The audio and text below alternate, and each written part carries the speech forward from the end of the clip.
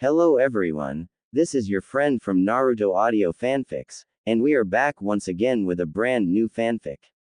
Which is what if Naruto time traveled to his 6-year-old body and rebuilt Team 7, Naruto Uzumaki times Fem Sasuke times Sakura Haruno times Ino Yamanaka times Hinata Hyuga, Part 1.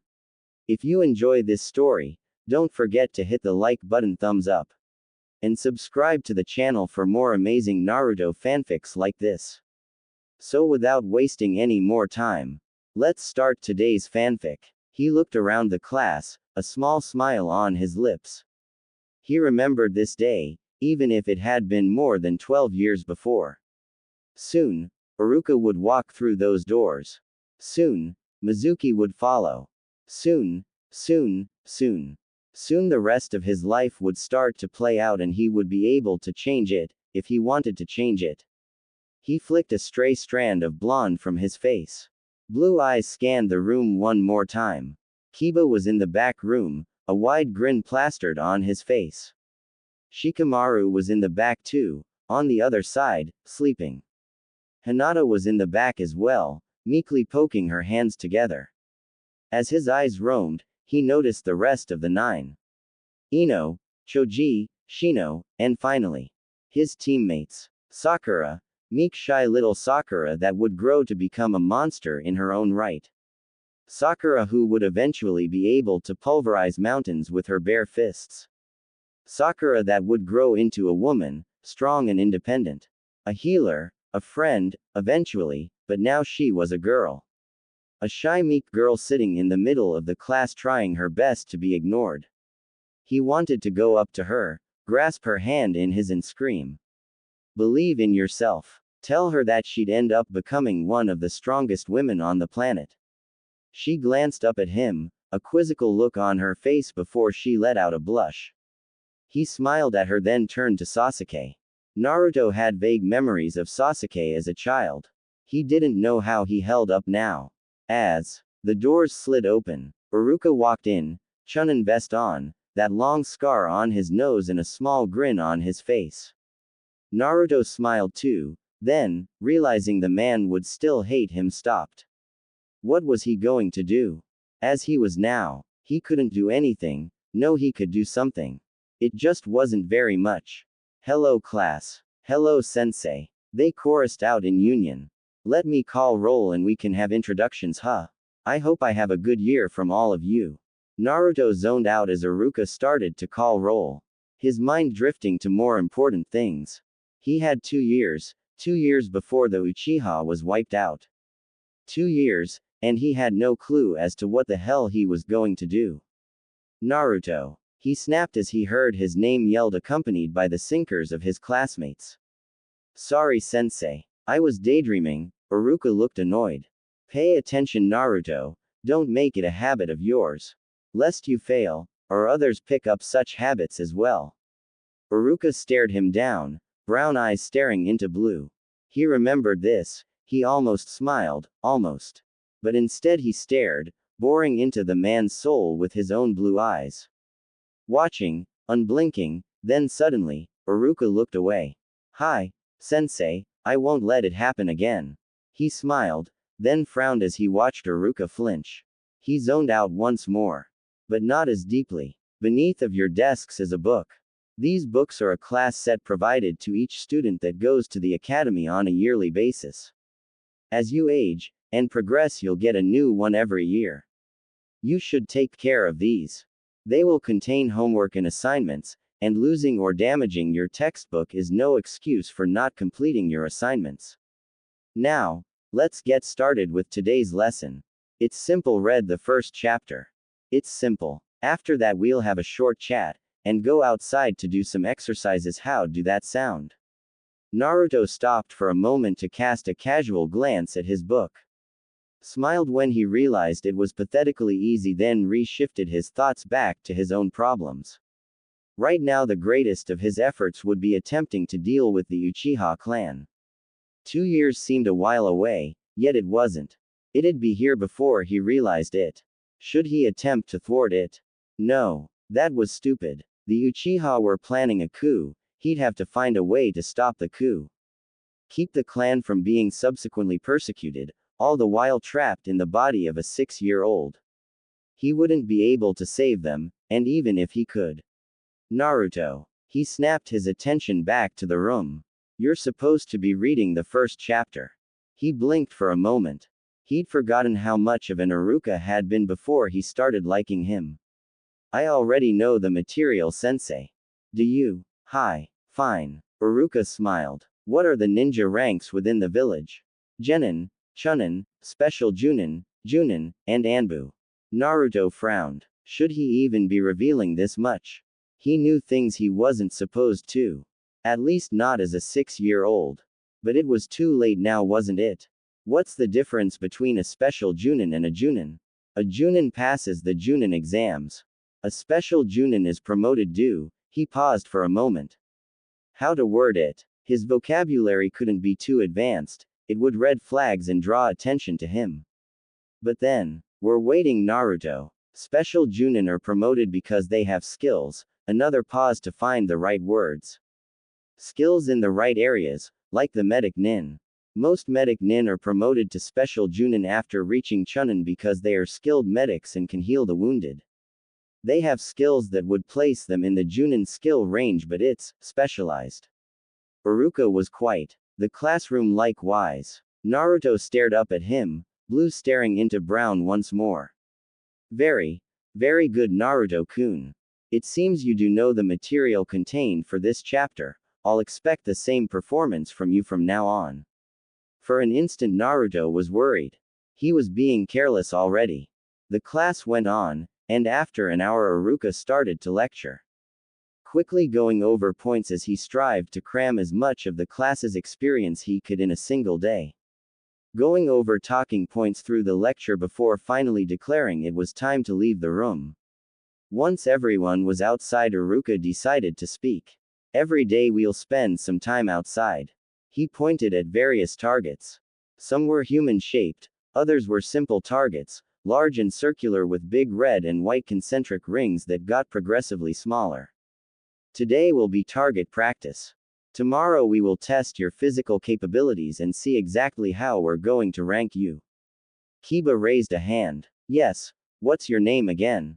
He blushed and the children laughed. Kiba. My name is Kiba, Iruka-sensei. Thank you, Kiba-kun. What's your question? We'll be ranked. Yes. Throughout your next few years your academic and physical performance will be scored and ranked. These rankings will be used to help us decide team placements when you graduate. Now, he pulled a scroll from his vest. Spreading it on the floor, and running a bloody thumb over it, a set of kunai appeared in a puff of smoke. Let's go over safety procedures, and how to handle these properly. Wouldn't want any accidents, would we?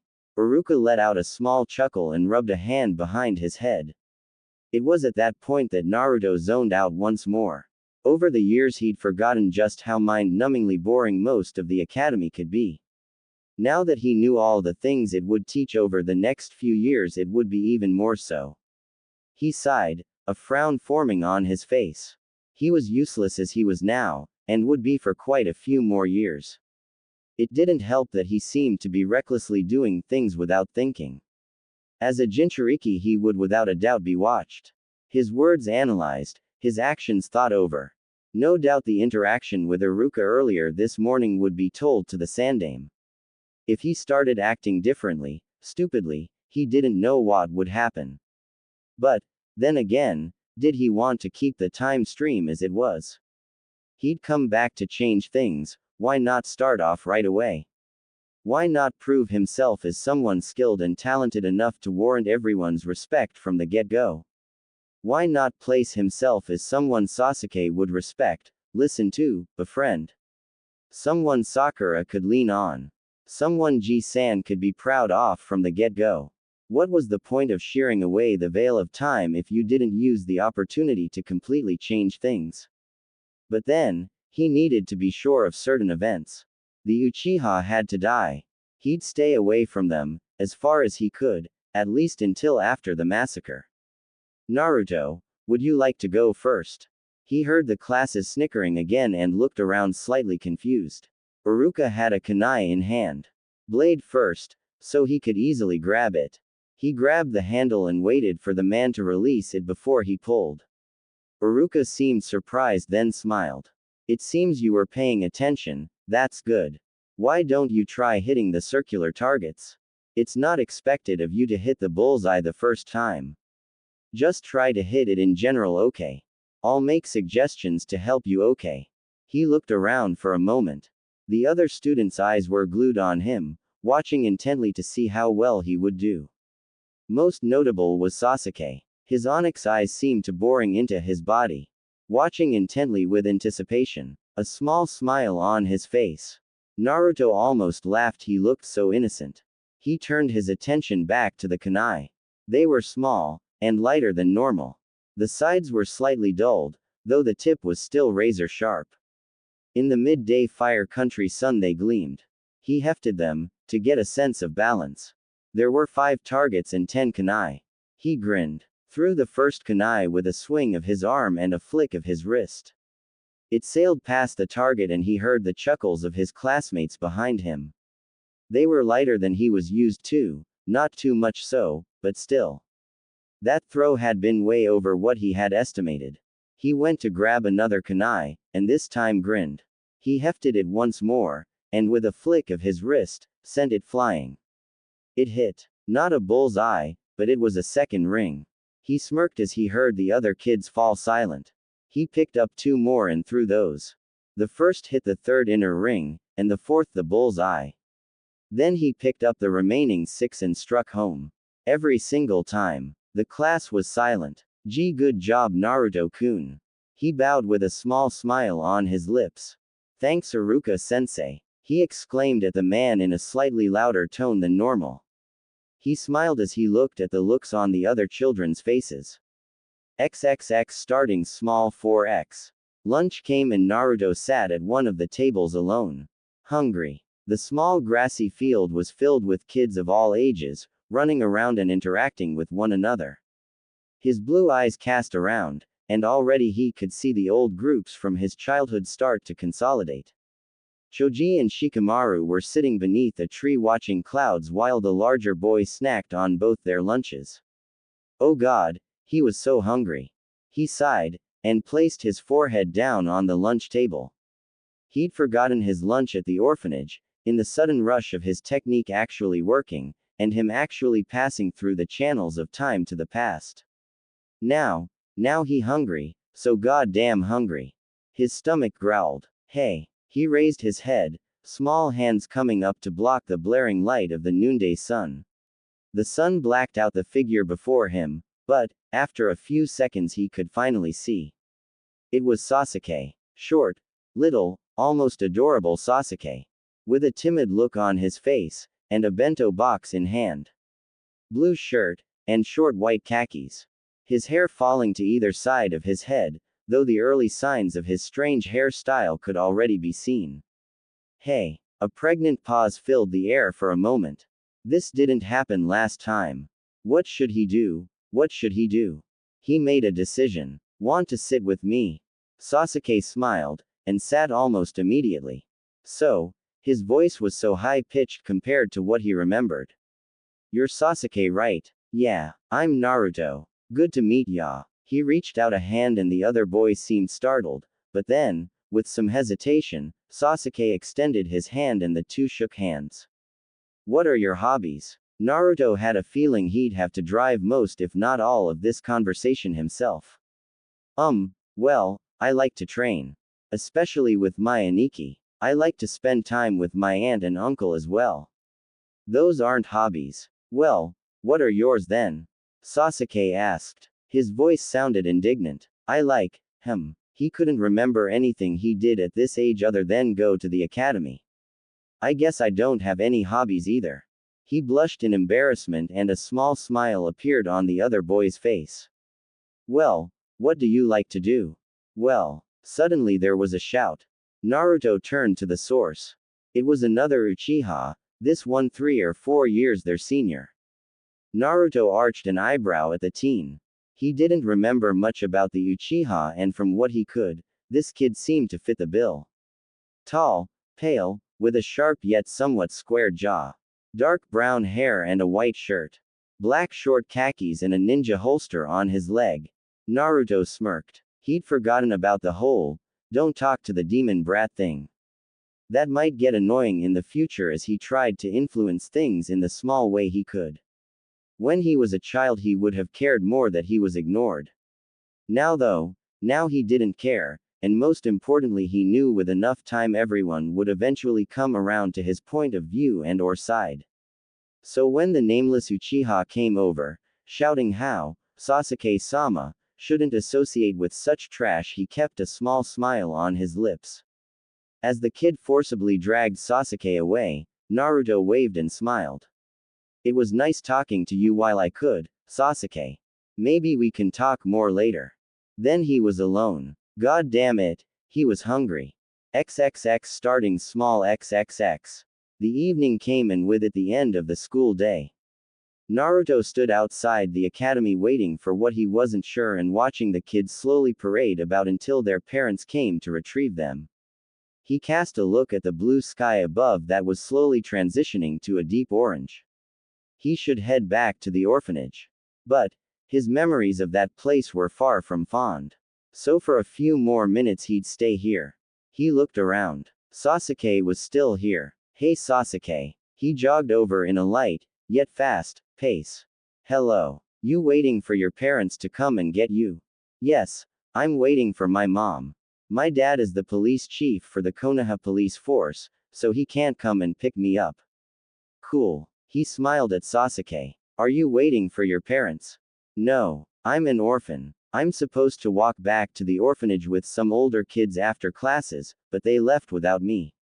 So I'm here until I'm ready to go home." Sasuke seemed shocked, then smiled apologetically. "Sorry. About at lunch. I don't know what that was about." Naruto laughed it off, a wide-toothed grin birthing on his face.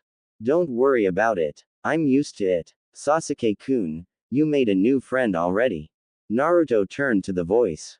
It was a woman. A tall woman at about 5'8", with black hair and pale soft skin. She smiled down at them. It was a soft motherly smile, one of triumph, the smile of a mother whose words had come true.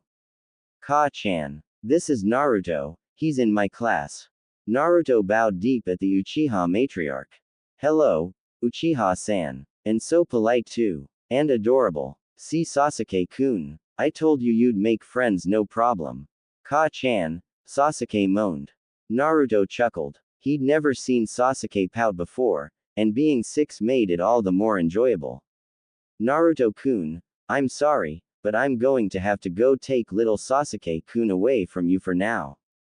We've got to go home for now. Hopefully see you tomorrow." "Of course, Uchiha-san." She smiled at him, grabbed Sasuke's hand and pulled him away. XXX starting small XXX. The orphanage loomed overhead like a monolith. He'd mostly forgotten about this place. But as he stood before it the memories flooded back. His small room in the back wing, the mean bullying children, the uncaring matron. He scowled. He hated this place. He remembered seeing this place leveled after Pain's attack and feeling happy that this place had been reduced to rubble. Then he'd felt immediately guilty as he carelessly tossed aside the ruined home of so many orphans. He sighed and walked in through the too large wooden door. "Hey there, shrimp." He turned to the sound of the voice. It was another kid, about 2 or 3 years older than him. Akashi. His memories of the boy were vague, too. This was so long ago. Dressed in a black shirt and long tan pants, Akashi was a little over a foot taller than him.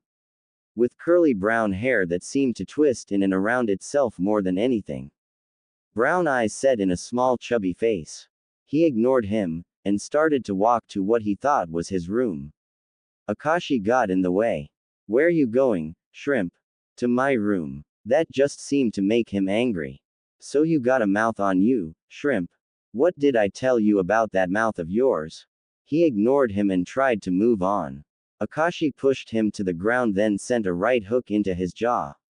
Naruto got up, a snarl on his face. When he was 6 he was too weak to do anything when this bully chose him as his victim. When he was 6 he wasn't a trained ninja and his body was weak. But now he was a trained ninja, and even if his body was weak, he still knew about fighting like one. His foot drove into Akashi's crotch.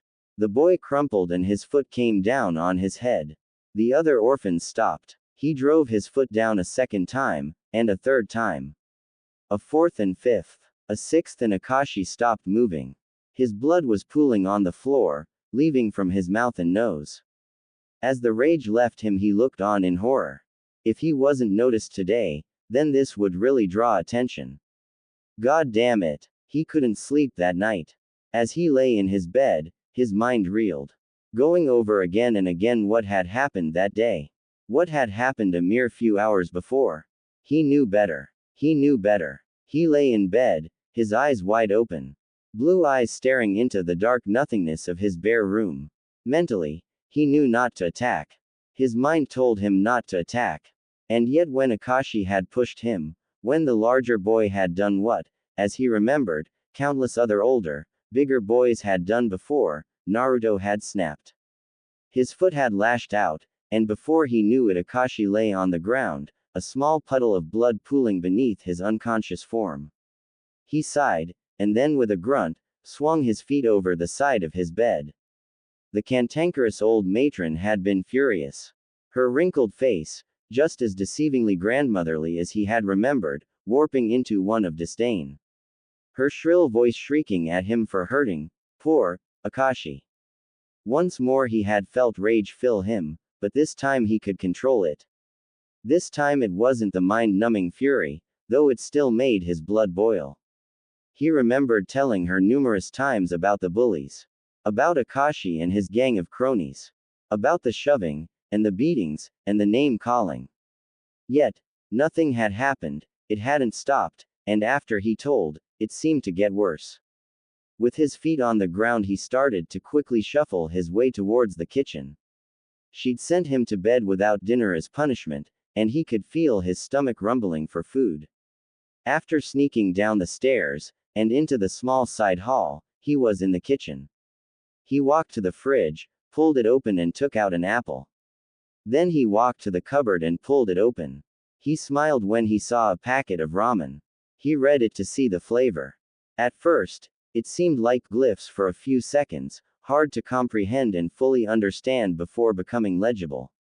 Miso. He smiled. Miso was his favorite. Walking back to the cupboard, he pulled out a tea kettle and a small towel used to wipe up spills.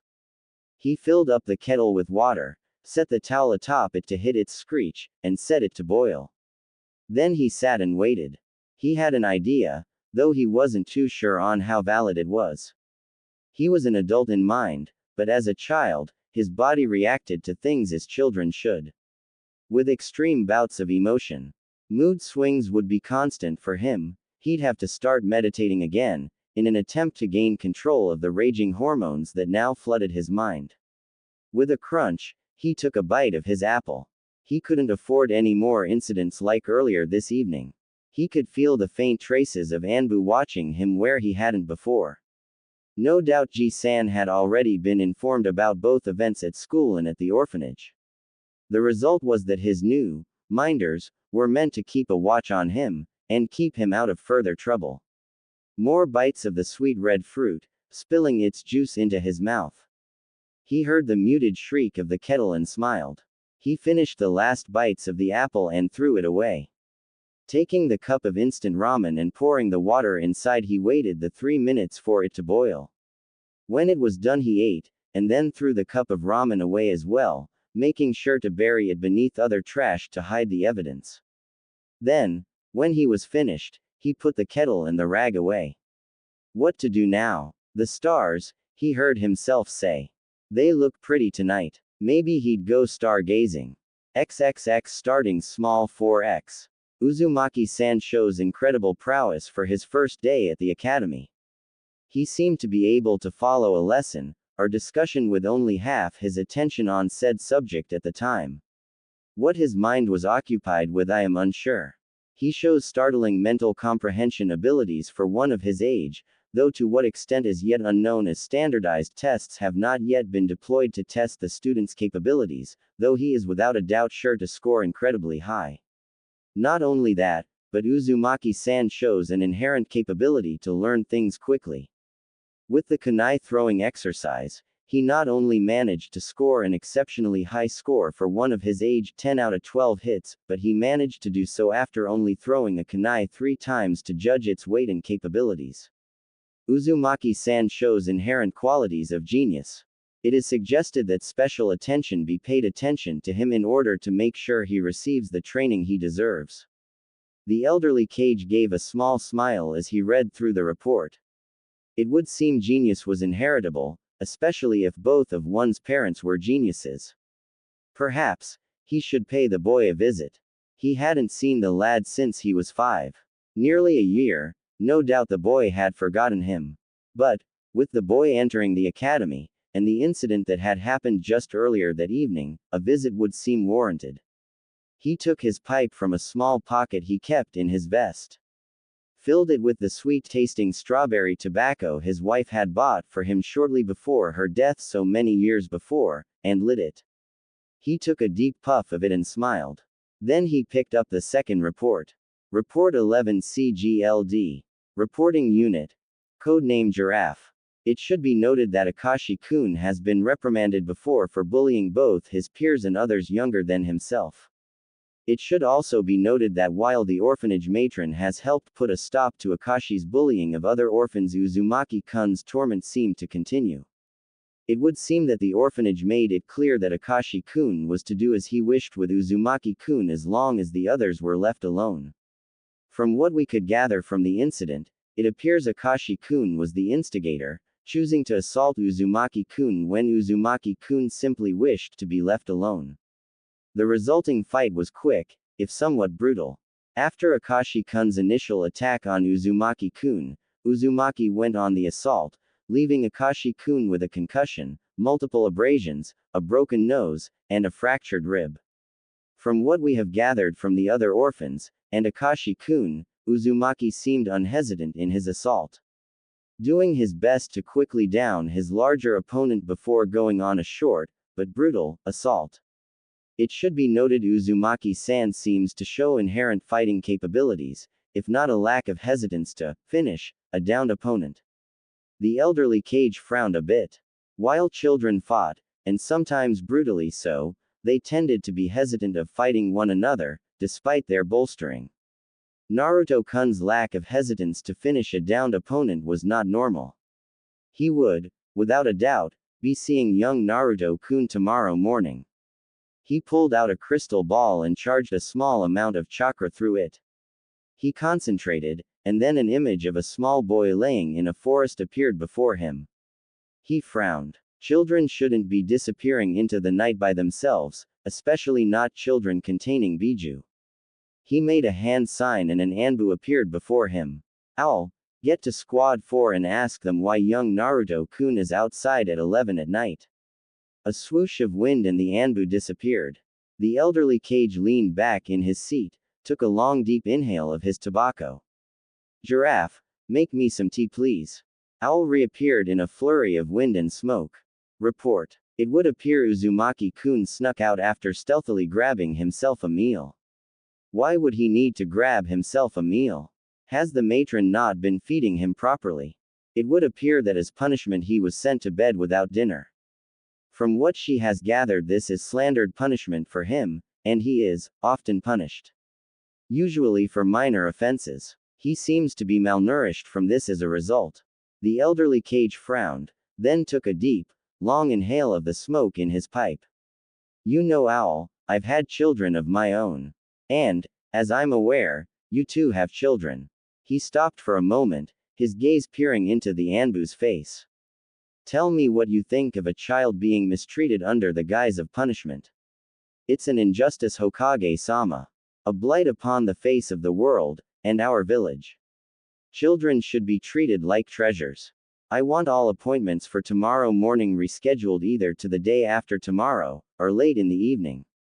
If they can reschedule, offer them sincerest apologies, and a promise give them priority when they have a more convenient time for us to meet. Hi, Hokage-sama. XXX starting small XXX. He woke up in cold wet water. With a groan he stumbled to his feet to wearily look around. He was in a sewer he knew too well. The dark wet place smelled with the rank smell of blood. Thick pipes, each red and blue, lined the wall, though the red pipes continually leaked into their blue counterparts. The water level rose up to his waist. It was higher than he remembered, or maybe it was because he was a child now. With some concentration he rose to the top of the water and started his slow walk towards the home of his closest friend. That's if you could call the sewer prison a home, and the massive demon fox he occasionally got along with, a friend. After a few minutes he appeared before the massive cage. The bars towered over his head, massive steel pillars that went higher than he could see. The gate was closed, though the seal that held it was now gone. He smiled. Kurama. There was no response. He frowned, went closer to the bars and peered into their dark depths. A claw hand tried to slam down on his head, and he barely managed to get back in time. His small form went leaping backwards, sending his golden hair flying and his cloth swaying in the wind of his mind. He scowled when he heard the laughter of the fox echo throughout his mind. You're so tiny now, I couldn't help myself. So you tried to kill me. What if it had failed and I hadn't managed to come back? What if it was just child me? It wasn't though. So your questions are moot. So, I can't believe you actually managed to pull it off, or they even let you do it, but with your luck, I'm not too surprised. Naruto smiled at the fox. I told you it would work. I didn't think it wouldn't. I just believed you would find some way to it up and we'd end up too far back or not far back enough. And, looking at your stature, I was right. The fox smiled at him. Large red eyes staring down, and wide man-sized teeth shining against the deep black of his cell. Naruto laughed, then placed a hand behind his hand in embarrassment. I traveled through time, cut me a break, man. I don't exactly have experience with it, so, yeah. Though I think this time might be better than we originally planned. This gives us 6 more years to try to change things in little ways. If you say so. I'm worried though. The fox raised an eyebrow in surprise. You worried? It laughed a bit, its deep voice echoing throughout the cavernous sewers of his mind. What for? I'm not acting like myself, well, my older self anyways. Today I got in a fight. That seems just like you. No, I mean, I knew I had to ignore the kid. Just walk on and go by, but when he pushed me I lost it. I haven't been that angry that fast in years. I don't know what's going on. I knew I shouldn't have done it. Yet I did anyway. That's not like me. I'm not human, and my knowledge of human emotions and what affects them are limited. I don't think, or feel, like you.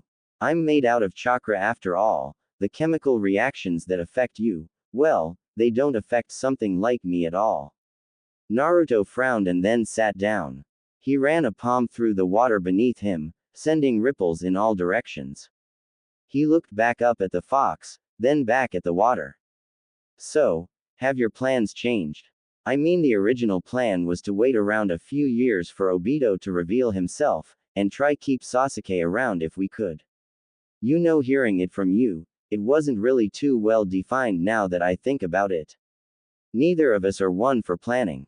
The fox was quite. What about the Uchiha? I can't do anything about the Uchiha. I'm too small, too weak. Just useless in general. And if I could do anything, then what? Stop the Uchiha massacre and have a civil war break out that tears apart Konoha. Tell people I'm from the future, prove it, and they get mind raped for information about the future.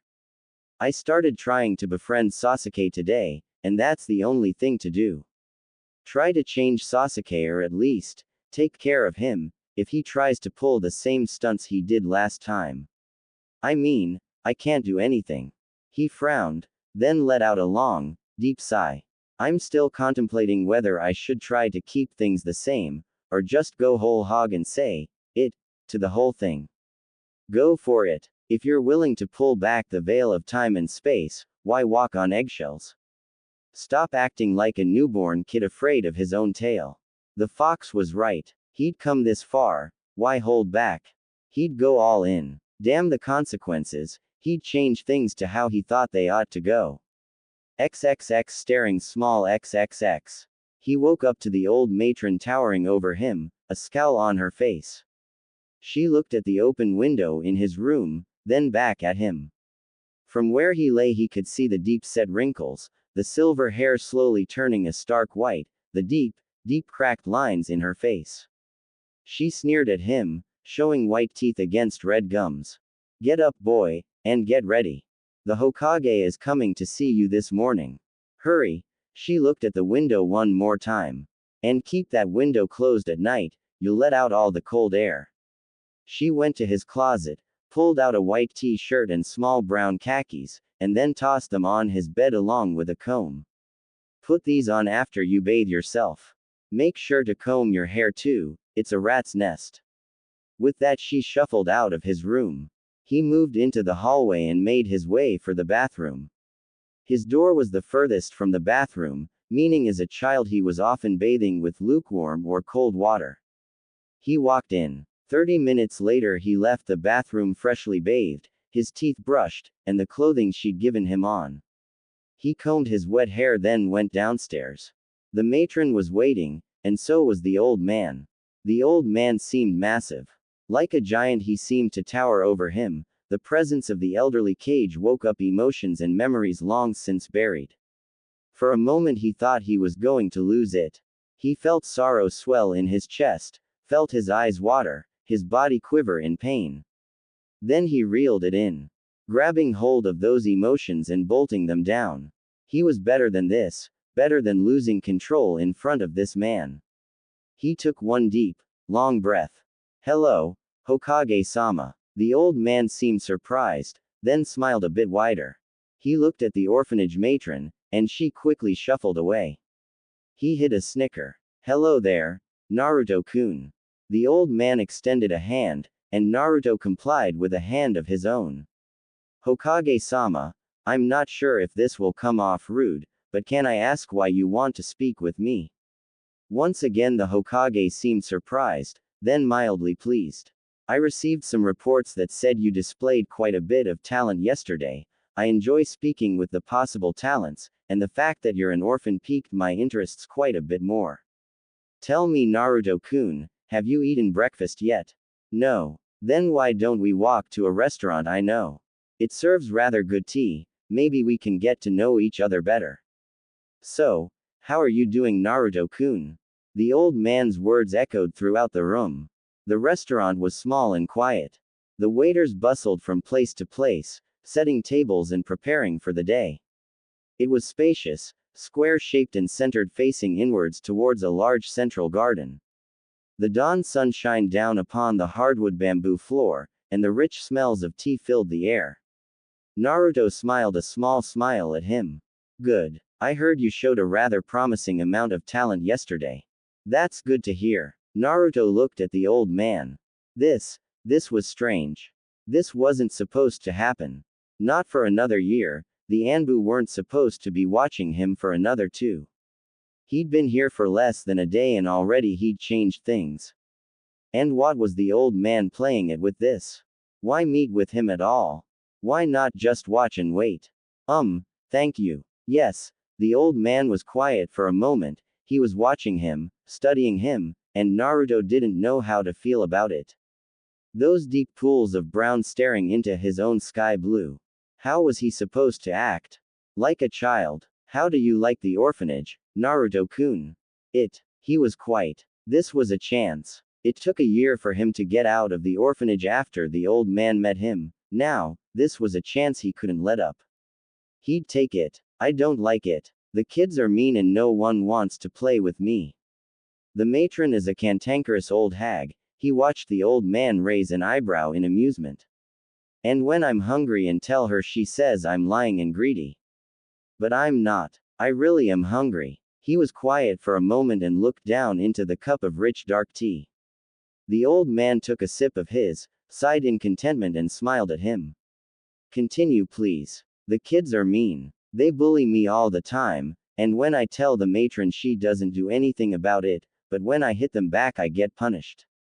I get punished all the time, even for things I didn't do. He pouted. My room's small and cold too. He frowned as he heard his own voice. So childish. Those problems were so childish. Yet, looking up at old man, he could see his soft brown eyes hardening. You don't like it there. Not at all. How would you feel with your own apartment? It might be lonely, but I'll have people check in on you every week to cook your meals and help you out. My own apartment, like, just for me. The old man smiled, his wrinkled face warping into a wide-toothed smile. Yes, as well as a small stipend for you to spend on meals, or clothes, toys, ninja tools. Whatever it is you fancy. That sounds nice. Nice. Yeah. Naruto finished the last of his tea and stood up. Nice. He looked at the clock, it was almost 8 now. The academy would be starting soon. The academy's about to start. You can tell time. He seemed surprised, startled even. Naruto internally cursed. 6-year-old children weren't supposed to be able to tell time, at least not until they'd spent some time in an educational facility. Yeah, you're just full of surprises, Naruto-kun. Come then. He smiled down at him and Naruto beamed back up. Let's get you to the academy.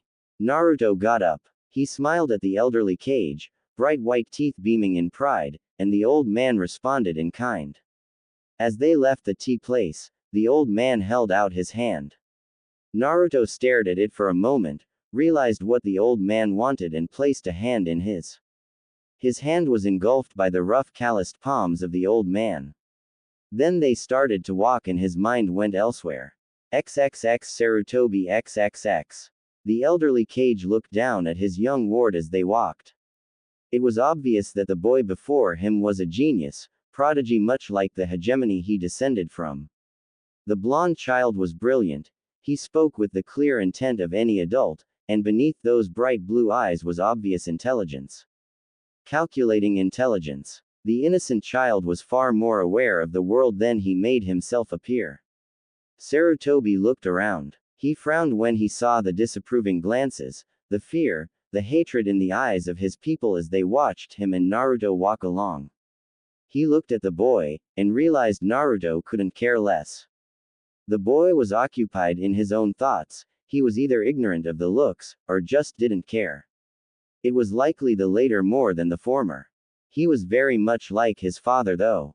That blonde hair, those blue eyes, and now that genius intelligence. No doubt it wouldn't take too long for people to start putting the pieces together. He stopped for a moment when he realized what he had just said.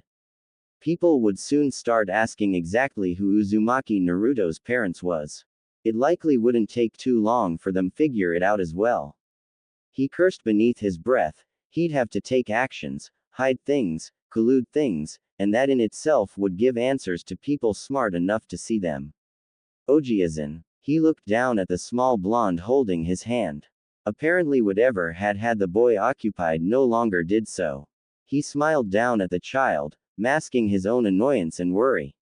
Yes, Naruto-kun. Is something wrong? Attentive child. No, not at all Naruto-kun, I was simply absorbed in my own thoughts. Okay. The boy beamed back up at him. The Kage looked back around one more time. He frowned. Genius children, he'd dealt with genius children nearly all his life. His students, the Sannin, all of them had been geniuses. His son, Minato, Kakashi, Orochimaru. So many brilliant minds, such potential, wasted. Konoha bred geniuses, though it didn't seem to be able to keep them for long. A genius child, too much like his father. A village filled with ignorant people filled with fear and hatred. A child who without a doubt already knew of his village's animosity towards him. He frowned. Another failure waiting to happen. They walked on in silence. After a few moments the wide gates of the academy appeared. Ji-san, we're here. It would seem so, Naruto-kun. XXX Sasuke XXX. Naruto was strange, Sasuke decided. But in a good way. He's obviously smart, brilliant really. Like Ni-san, a genius amongst a crowd of normal people. But unlike Ni-san, Naruto wasn't so drear, so depressed. Yesterday was just a glimpse into Uzumaki Naruto. Today he got to see more. Naruto was fast. He could run for seemingly forever. 30 laps around the academy was nothing to him, while the rest of the kids were passing out on the ground, gasping for breath. Naruto was quick. He could run through the academy training course in less than a minute and a half, while it took him 5. Naruto was smart. He could follow the lesson without really paying attention to it at all. Naruto was strange. He was smart, he was fast, and a genius. He had no reason to pick Sasuke as his friend, but deep down, Sasuke was happy Naruto did. So, all I'm saying is Mizuki-sensei's A. Sasuke coughed up his rice. What? He's A. Naruto proclaimed. His face was serious, and his brows were furrowed. It was obvious to Sasuke that this was a serious issue for his new lunch buddy. Idly he wondered why his mother seemingly wanted him to associate with the, well, he wasn't an idiot, but he was somewhat lewd. What makes you say that? During taijutsu practice he paired all the clan kids against non-clan kids. Did he? Yes. Naruto raised an appraising eyebrow at him. He did. Me and you are one example, right? Sasuke nodded as he attempted to follow along. The fight between me and you was more or less a tie. That's because you're trained, and likely have been training since you could walk in taijutsu, right? He had in fact been doing taijutsu practice as far back as he could remember. And yet, he cast one more look at Naruto. How much taijutsu practice have you had? Huh, how much taijutsu practice have you had? The boy looked down, took a rice ball from Sasuke's bento and took a bite. Sasuke raised an eyebrow and Naruto raised one back. He forgot about it. He had a feeling trying to deal with it would be pointless. Naruto smiled at his resignation. None. I've been in fights before though. Sasuke nodded, and took another bite of rice. So as I was saying, it's not exactly fair or even growth productive. Placing someone who doesn't have any idea how to fight against someone who's been training in it since they can walk sets an expectation of pain, and sets the learning curve a little too high. Naruto stopped for a moment to think. He cast a glance towards the wooded area of the academy training grounds. It was so fast Sasuke almost missed it. It make it look like the clan kids with training are naturally better than non-clan kids without. It's unfair. The first year of the academy is nothing but evaluations. It's to teach us the basics and see how well we perform. He's messing with those results. Sasuke was quiet, a horrified look on his face. That's unfair. See. Naruto smiled at him, a wide devious smile. He's being a. Sasuke frowned. A look of displeasure came upon his face. You have something planned, don't you? No. But give me some time and I'll figure something out. Sasuke groaned, looked one more time at Naruto and sighed. I'm not sure if I want to be involved in anything you have planned. Don't worry. I'm sure whatever I come up with won't be too bad. But I don't want to be involved at all. Did you say something? He would have responded but the lunch bell rung and they had to return to class. XXX Naruto XXX. They were still following him, his new watchers and guards. He let out a sigh of annoyance, but still he remained on his path. Naruto cast his blue eyes down to the small silver key in his hand. He smiled though, and gripped it firmer. The building appeared before him as he walked. It was just like he remembered it before it was demolished in Pain's attack. 3 stories high, and circular in shape. From here he could see the faded pink coat of paint that had once been red. He could see the rich red tiles too, faded as well, and bleached from the sun. He couldn't contain his excitement as he let out a quick yelp and ran for the apartment building. He got to the entrance, passed through the main office building and gave a casual wave to the landlord. He was about to go past him when he remembered he wasn't supposed to know where his apartment was. He stopped, turned to the man and smiled. He walked up to the counter, and stood on his toes to peer over it. The landlord looked down, his glasses sliding off his face and an inquisitive look appearing on his face. Hi. Yes, little boy. Naruto huffed in annoyance. He hadn't been called a boy in years, but then again, he was a child. I'm looking for. He stopped, reached into his pocket, and pulled out the small square of paper the Anbu in the giraffe mask had given to him on his way to the orphanage.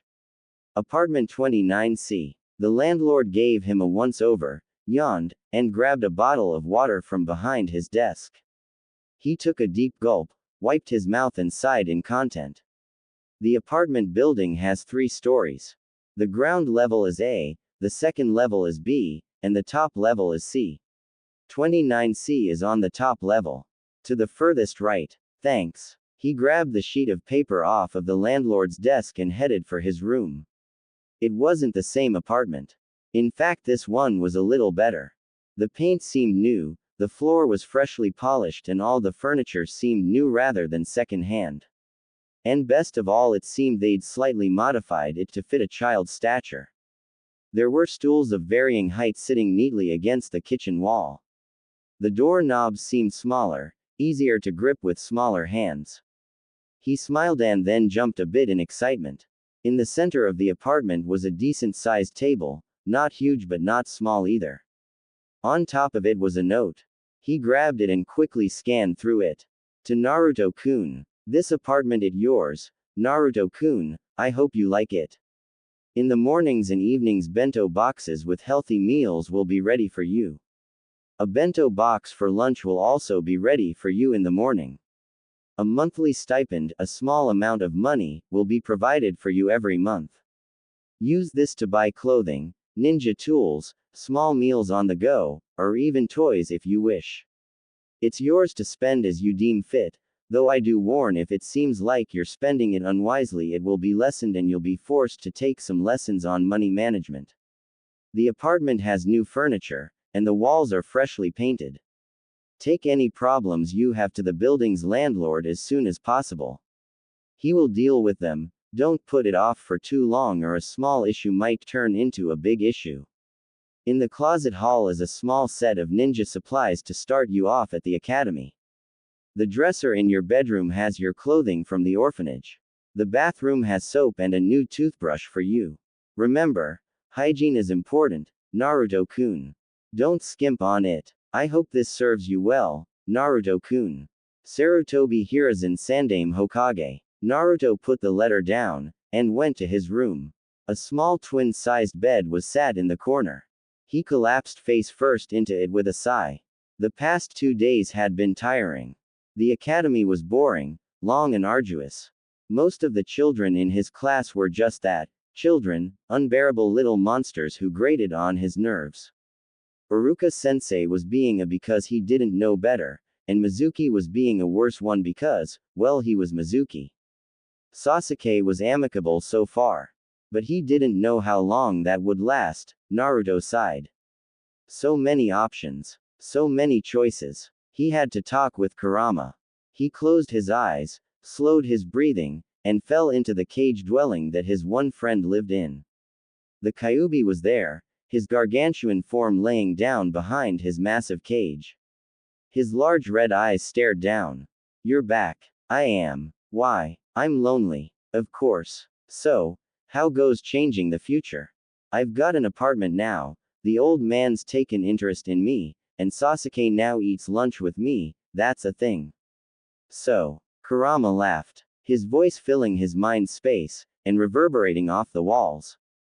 Then he was quiet and serious. Does the village bother you? No, I'm used to it. Besides, I have you and I know I'll be able to make friends in the future, so that desperation I felt, that need to belong, to be acknowledged, it's not there. Good. Naruto smiled and the Kyuubi did also in response. They settled down into silence, enjoying each other's company. All the while, the world around Uzumaki Naruto moved. It inched forward 1 second at a time. 1 moment, 1 second, ever forward in time and space. He dashed forward and jumped, twisting his leg and spinning in an arc and driving it down in an overhead kick. Sasuke blocked it, but he expected that, and used his momentum against him. He grabbed Sasuke's arm as he came down, pulled him to the ground and drove a fist into his stomach. It was a dirty move, he smiled when it worked, pulled his feet in, and drove a kick into Sasuke's stomach. Sasuke went flying off of him, and Naruto stood up in triumph. Time. He turned to Iruka-sensei, raised an eyebrow in anticipation, and waited. Congratulations, Naruto-kun. Your first victory over Sasuke-kun. You've come far in the past month. The rest of the class was silent. They would be, of course. The fight between him and Sasuke was brutal, for academy students at least, because blood had been drawn at least once. They watched on, saying nothing, like they had done every time he and Sasuke had spared over the past few months. He grunted, stretched his aching body and limped over to Sasuke. That last kick had been angled wrong, and he'd pulled something. Come on, let's get to the infirmary. Your face is leaking everywhere. He joked lightly and Sasuke smiled. Naruto extended his hand, Sasuke grabbed it and with a grunt they stood up and started to limp to the infirmary leaning on one another for support. Now, Kiba-kun, Shino-kun, why don't you two come on over here and spar? Maybe not as enthusiastically as Naruto and Sasuke-kun though. Iruka's voice faded as Sasuke and Naruto got closer to the infirmary. As they limped through the halls, Naruto turned to his friend and grinned. I beat your. It only took you 15 spars to do it. Who'd have thought? Naruto laughed and continued walking. For a genius, you act pretty stupid. He pouted at Sasuke. I can see your attacks clear enough, it's just, I can't react fast enough. So when you get faster, you'll be beating me all of a sudden. Sasuke smirked at him. I doubt it. Class rankings start tomorrow. Do they? You ready to bask in my shadow, Sasuke? Revel beneath my might. Don't be so proud of yourself, Naruto. I have a chance at that too. I know. That'll make the look on your face all the better when I beat you for it. Naruto looked at Sasuke and smirked. A wide-toothed grin appeared on his face. Of all the students in his class, Sasuke was his favorite. For a 6-year-old he was sharp, and particularly mature for his age. While he seemed incapable of being able to connect with kids his age, because by default he wasn't a child, Sasuke seemed to be just the right blend of mature enough to be tolerable, but still childish enough that spending time with him was enjoyable, and tolerate his own childlike nature. Over the past month he'd learned some things. The academy was far more boring than anything he'd ever imagined. Especially as an adult. The lessons was tedious and long. He read through the material they gave him in minutes, processed it half as fast, and was done with his work almost instantly after they gave it to him. He'd also learned exactly how annoying a group of 6-year-olds could be. On one hand they were impressionable and had picked up on their parents' attitudes towards him. In the first week they'd tried picking on him, but he'd ignored it and they gave up easily. Then when it became obvious he was above and beyond them in terms of skill they tried to befriend him, but he soon found he couldn't even begin to tolerate them. You keep thinking that. I will, in fact, keep thinking that, Sasuke. And I'll lap up your delicious tears as I prove you wrong. I heard Uchiha tears were the tastiest. You made that up. And, Sasuke had no reply and Naruto smirked at him. He was so easy to mess with. He looked up. They were here. The infirmary. The large red and white cross painted on its wooden doors. A nurse waited outside, an impatient look on her face. She scowled at the two of them. Naruto-kun. Sasuke-kun. Why is it that, every time you two fight, there's always blood? Because we're manly men, Naruto asked coyly, causing the nurse to scowl in response. No. Far from it. You two have no restraint. It's like putting two monkeys. She scowled at them, but both boys smiled back. This had become a slight ritual between them and the head nurse. With wrenches in a cage. They keep hitting one another thinking knocking the other one out will get them freedom, when all they're doing is wasting precious little brain cells between the two of them that could help them escape. That's a contrived metaphor. Once more it was Naruto speaking up. The nurse harumphed in indignation and twisted around, grabbing both boys by the arm as she did so. Get in here, I've got a pair of idiots to heal up. XXX Sakura XX. As she ate with them, she was quiet. Normally, Sakura would assume people like Naruto and Sasuke would never notice her. Naruto and Sasuke, they were geniuses. Sasuke was the second son to a clan head, his brother was a chunin, and apparently already on the fast track to Junin. He'd likely spent all his life training to be a ninja. In fact, Sasuke could already use chakra, at the age of 6. Naruto. Naruto was like Sasuke, and at the same time he wasn't. Sometimes he was like the rest of them, fun-loving, and carefree. But sometimes she saw a look in his eye, when he thought no one was looking. She saw a look that spoke of hidden intelligence far greater than what he showed. She saw taking stock, and observing, and thinking long and hard about what he was seeing. If the two of them were birds, Sasuke was a hawk soaring high in the clouds swooping down to strike his prey and stealing them into the skies, and Naruto would be an eagle or a falcon, flying even higher, touching the brim of space before diving down towards death in a defiant call, waiting until the last instant to grab its prey, killing it from the force of the blow, and well, she'd be that prey. She didn't know why the boys had decided to come to her rescue, but she was happy they did. She still remembered the encounter, all too clearly. There she had been, crying as her bullies stood over her, trying to stand as they pushed her down. Meek and already used to this torment that had started long before she entered the academy, and despite that still continued. She'd been ready for more torment that day, and as she had expected it had come, but this time when they pushed her down and started to mock her for her frailty, a blonde boy had come rushing in, him. Naruto. Brilliant, smart, strong, Naruto. Naruto who without a clan, or any training, could keep up with Sasuke. Naruto, who seemed to stare into space for most of the class, barely paying attention yet still managing to pass tests in class with seemingly laughable ease. Following him, seemingly reluctantly, had been Sasuke. Sasuke, hard-working serious Sasuke, seemingly just as brilliant as Naruto. The two had struck it off from the get-go. That first day they'd talked. That second day they sat together.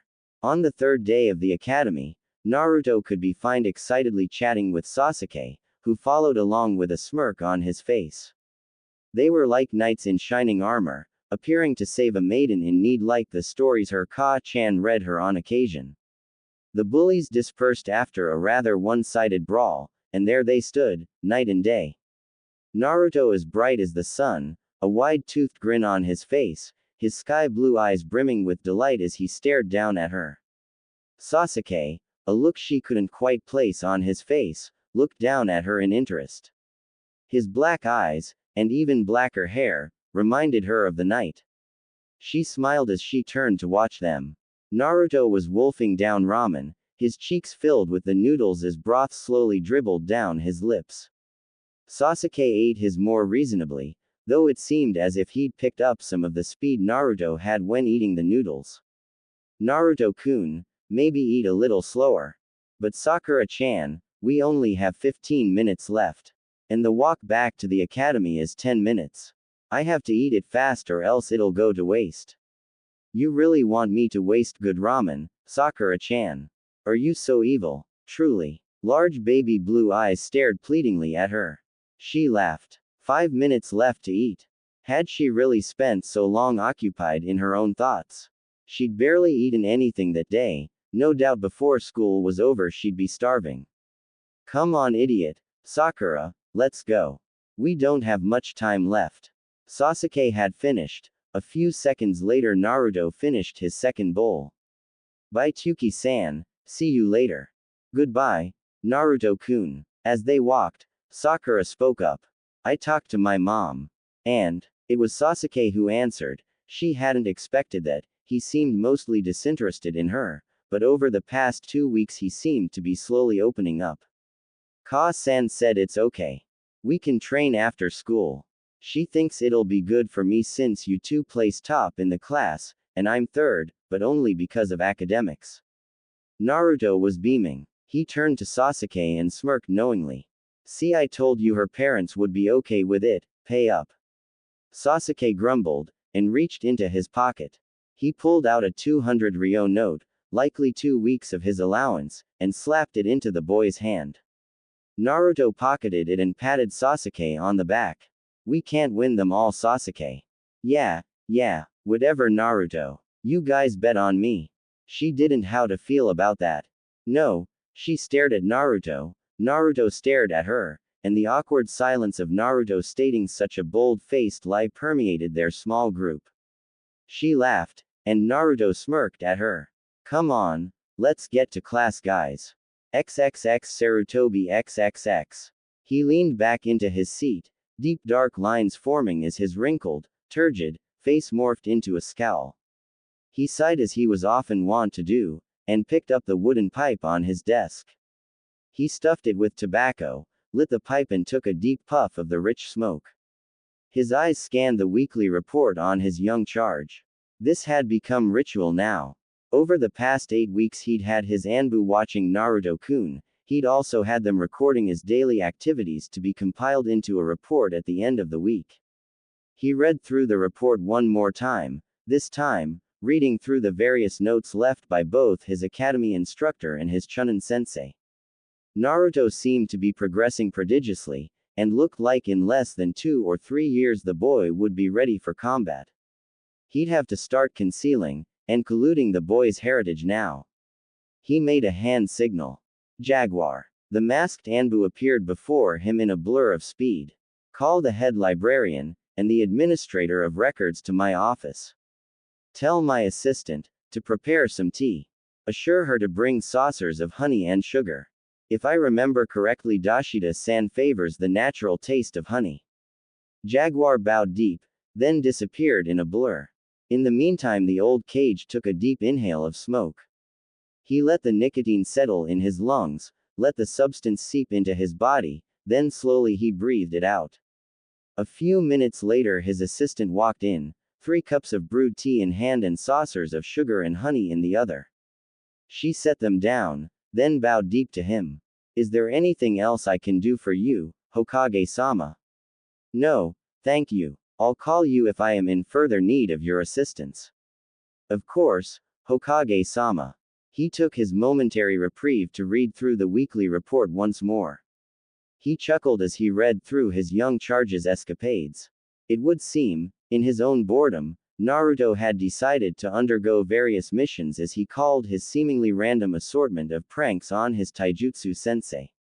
The organized acts of minor terrorism on the man were rather well executed, and if he hadn't had Anbu there to watch Naruto and his friends partake in them, well, he wasn't sure anyone would have ever known about them. His 2 little friends seemed to be quite capable as well. One of them was Fugaku's child, not too surprising considering his family. The other was quite surprising herself. Ranked 3rd in the class, and the daughter of a civilian council member. It would seem young Naruto-kun was finding the rather skilled members of his class and befriending them. The pattern didn't seem particularly random, and from talking with the boy he'd gotten the impression while the boy could be wild, he also did little without a plan beforehand. What was the boy playing at? Hokage-sama, you called. The quiet knock of an elder woman rang throughout his office. Her hair was white, and her skin just as wrinkled as his. Yet, despite that, her sharp blue eyes saw all, and brought to the surface a magnificent intelligence. Dashida-san, good afternoon. Have a seat, warm tea. She grabbed the cup, took the saucer of golden honey and poured it in. She took a small spoon and stirred it for a few minutes. Then she took a drink and gave a small smile. This is quite good, Hokage-sama. I'm glad you like it. I still remember your preferences from when we were young. She smiled a coy smile at him and then laughed. You old dog, you. Trying to sweeten me up before you ask an old lady for a favor. I'm just as old as you, Dashida-chan. So it's Dashida-chan again. Sarutobi smiled. It is. She took another sip of tea and sighed. So what do you want of me? I need the record on Uzumaki Naruto blacklisted, and sealed for at least the next 7 to 8 years. A blacklisting? How many jumps? The old man stopped for a moment. He hadn't thought about that. A blacklisting was a thorough classification job, Special ink was applied using the Hokage's seal, and it made all files and records pertaining to a thing unable to be viewed by people that weren't the Hokage. The jumps reference to association to the people or things being blacklist. 3. She stopped drinking her tea for a moment, cast a glance at him as if to double check. He nodded and she sighed in resignation. On who, again? Uzumaki Naruto. Oh, no wonder. I've heard he has gained quite the reputation as an upstart genius. Indeed. It doesn't take too many jumps to come to a conclusion we'd rather have safe for the time being. I doubt we'll need all 8 years. But anything to keep spying eyes uninformed and wondering. I understand. She took another sip of her tea. His father looked down at him, his dark brown eyes and jet black hair gleaming in the glow of the candle light. He read over the form, cast a look at Sasuke and then read the form once more. Sasuke stood firmly, unmoving as he waited for his father's judgment. He seemed pleased, though it was hard to tell with his father. The man's face seemed to be a stone monument, an unmoving, hardened structure that remained unchanged no matter the circumstance. Sasuke, you've done rather well. So he was pleased. That was good, Sasuke decided. He'd heard his parents' arguments over his friends. His father at first had seemed opposed to Sasuke spending time with Uzumaki Naruto, but as the months wore on, and it became obvious Naruto was another class of genius, his father's complaints had stopped. When it became even more obvious Naruto was taking those around him, that being Sasuke himself, and Sakura-chan he'd even heard the occasional praise. I think this would be good for you. I assume your friends will also be attempting this as well. Hi, Tu-san. His father was quiet once more. His face unchanging. I would like to meet your friend, Naruto. Let him know he is invited to dinner. And that was that. Sasuke was allowed to go to his room. The oppressive fear he'd held in his chest lifted and he sighed. As he walked to his room, he spotted his mother in the hallway. She cast a small smile towards him, and he knew she had some involvement in this, whatever it was. Ka-san. Sasuke-kun. Her voice was kind. He looked at her and smiled. She smiled in return and that was enough. She meant no ill will and so he continued on to his room. When he entered he sighed in frustration. Naruto seemed to be good at that. Bringing frustration and needless complication to things. Now he had to worry about how the idiotic genius would act in a formal event. He doubted Naruto would know the subtle nuances of a proper dinner. This meant he'd have to teach him, lest it reflect badly on him for not at least attempting to teach the orphan boy. He sat down and pulled a scroll off of his desk. It was orange, an obnoxious potent color that appalled him, and the scroll was covered in the neat, flowing script that was Naruto's handwriting. Hand-copied scrolls of chakra exercises. He smirked. Naruto was good at getting his hands on pieces of information he shouldn't have had. Water walking. Sasuke was glad he'd listened to his mother and tried to befriend the blonde. It had paid off, and already Sasuke could tell he'd benefited from it. They'd all benefited from their strange friendship. His father's willingness to want to meet Naruto just proved that. He read through the scroll for the last time, reassured himself that he had memorized it, then set it away to be burned later. There was a knock on his door. Enter. As his mother walked in, she had a small smile on her face. She moved forward until she came to sit on his bed. She seemed sad, and happy, a mixture of emotions. In her hands she held the early graduation form he'd shown his father. Sasuke. Her voice seemed to hitch in her throat. Are you sure about this? Naruto thinks we're ready. She laughed at that and nodded. The trio had become known around Konoha. They ranked the 3 highest in their class, outshining everyone else by miles. Most people acknowledged it was due to the influence of the blonde-haired boy, though not all did so happily, or as a compliment. Sasuke didn't know this though. Does he? She looked at him and sighed. She grabbed him in a hug suddenly, gripped him tight, and sighed. She shuddered again and he felt a wet droplet fall on his head. Sasuke, be strong, be smart, be careful. I don't want to bury any of my children. Ka-san. She placed the form in his hand and got up. Rest up, Sasuke-kun. Tomorrow's going to be a hard day for you. She leaned down and kissed him on the head, then left the room. He looked at his door, waiting for something, anything, maybe her return. But his mother didn't come back and he turned around. A realization dawned on him. He'd have to teach Naruto proper etiquette.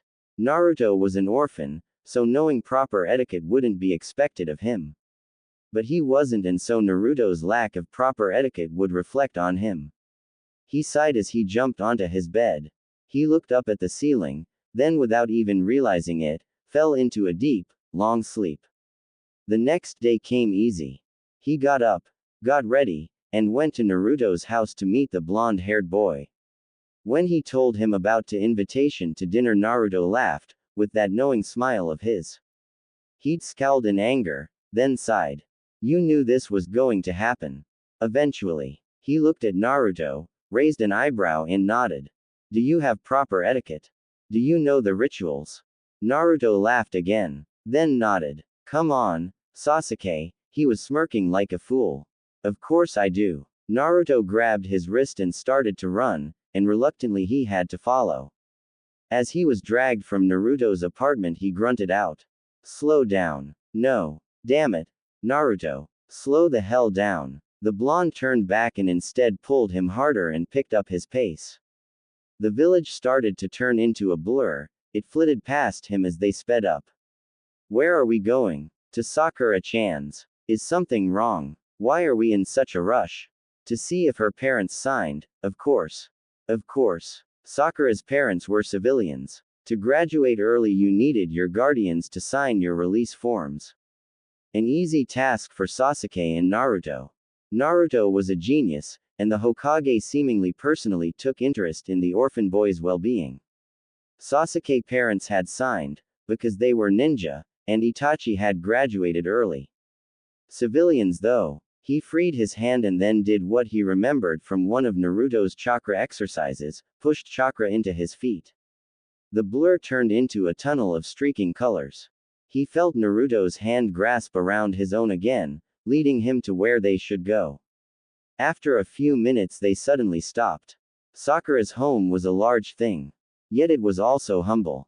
Painted a simple eggshell white, red rose bushes waited on either side of its walls.